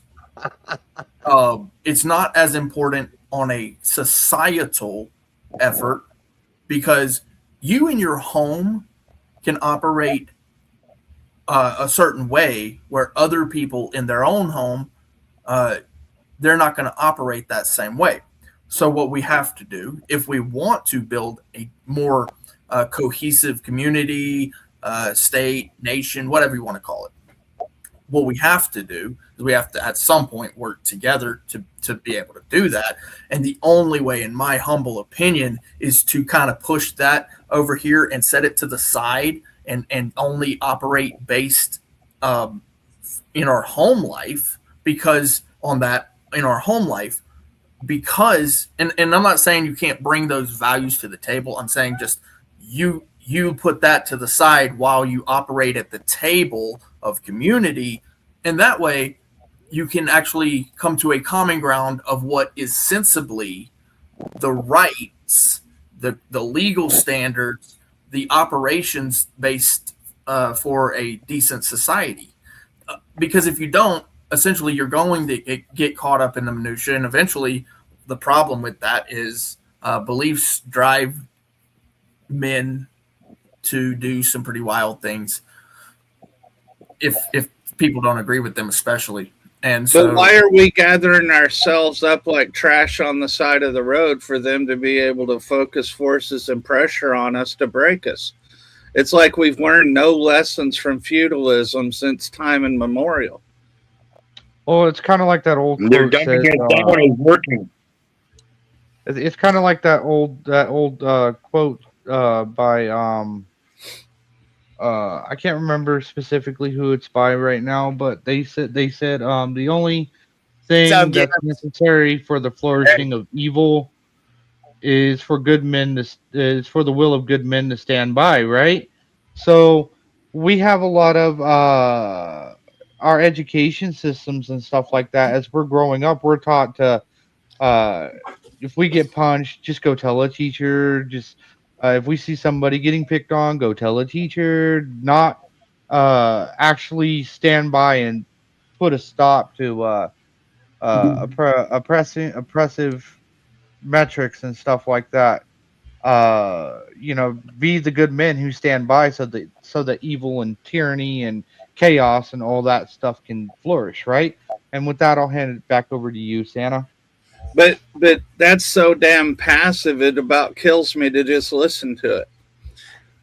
We're talking about the education system. I'm educating and homeschooling my niece right here because she needs to learn how the world works. Mm-hmm. And then on top of that, we're on a homestead because she needs to know how food works. Mm-hmm. We're able to pump our own water because that's the thing that we need more than anything else. And so even if I piss somebody off in the city council, we're going to have what we need. And when we're living in stronger communities in rural areas, that's where the power of the people is realized, not in large cities, not in smart meters, not all this crap where you can throw a rock across the civilization and make wastelands in between. That's why, they don't mind taking the water for the data centers and everything else because they want to congest our city so much that even biologically we're going to reproduce that rat 25 or whatever the name was on that. It's predictable. So it's not somebody said there's no imminent threat. No, we're halfway down the road already, folks, if not more. We've allowed so much EMF in our quote unquote airspace right now, and we don't know what has impact on our endocrine systems. So people say, hey, just because I have $5 gas, they're losing their mind. It's been that way in England and different countries forever. We've been subsidized to be lazy. We've been subsidized and just, seeing our preeminence around the world and using the petrodollar like a bad credit card. And these things are going to come home to roost. And I think somebody mentioned, the elites are only going to feel it a little bit. They ain't going to feel shit. Just like in feudalism. They can win and lose the war and they still go to court, as in the princess court or the king court. Thank you. Else news. Can I just maybe push back against one part of that? This is actually something that benefits me. So guys, don't let it be said I never argue against myself. But I would actually say that your value is less out in the rural regions and not for the city regions, right? Okay, and I'll explain why. So how often do you hear about people that live in a region, like in a small town, where there's an old family that runs the town? Like in my case, my family moved to an area right now, and now we check your mic input. Oh, yes, check your mic input. Is that better? Yes. Yeah, there it is. Sorry. Yeah, sorry.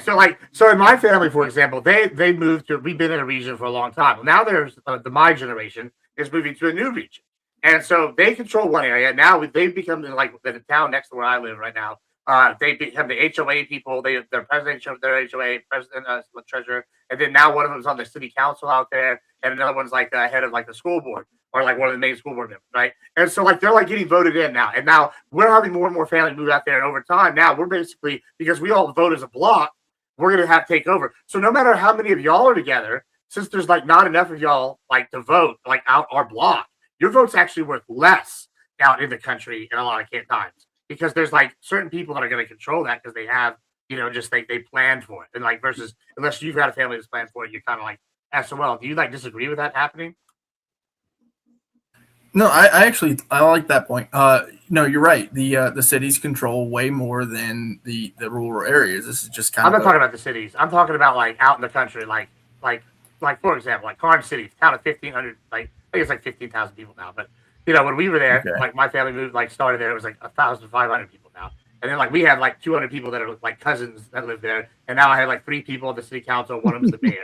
You're never gonna vote us, right? Right. Right. Yep. So like your vote matters none at all, because like it's entrenched. We've like made the system out in the rural area, like basically all. Well, so you're like on generational. Yeah, it's like even your vote. Yeah, that's what I was saying. But, this was the I guess the Santa or Elf's point, because you were the one who said it, that Elf, when I came in, that you're like your vote matters more out in the country. And I don't disagree. Generally, that's true, but I think there's pretty big exceptions. What do you think? Well, I think that the real issue is your voice has to be heard when you go into city council with a set on and you challenge them. Right. You know, it doesn't mean it's going to be easy, but if you go to be heard in the New York City Council, you better already be a lawyer. You better already be connected. I'm just talking about your efficacy. Absolutely what you're saying. I've lived in small towns. I've seen exactly that. But when you are within a swing of somebody who's making decisions, you have more influence. Well, even so, like, actually, that's a really good point. Now I see where you're going with this. So, yes, essentially, like, the thing is, you're right, but there's a but here, which is that depending on popularity, right? So if I'm like the star quarterback, but then I don't have a big family, right? Then I'm also going to have some type of pull within the city, right? And even though it's a small family, my family will too, right? So the idea that I'm going to advocate or whatever the word is here for the men here, right? So when you can bring a bunch of ladies to the table, that's when the men start coming to the table, right? So when you're talking about like how much power, how much authority can I have? Well, to be brutally honest with you, it's about how many ladies.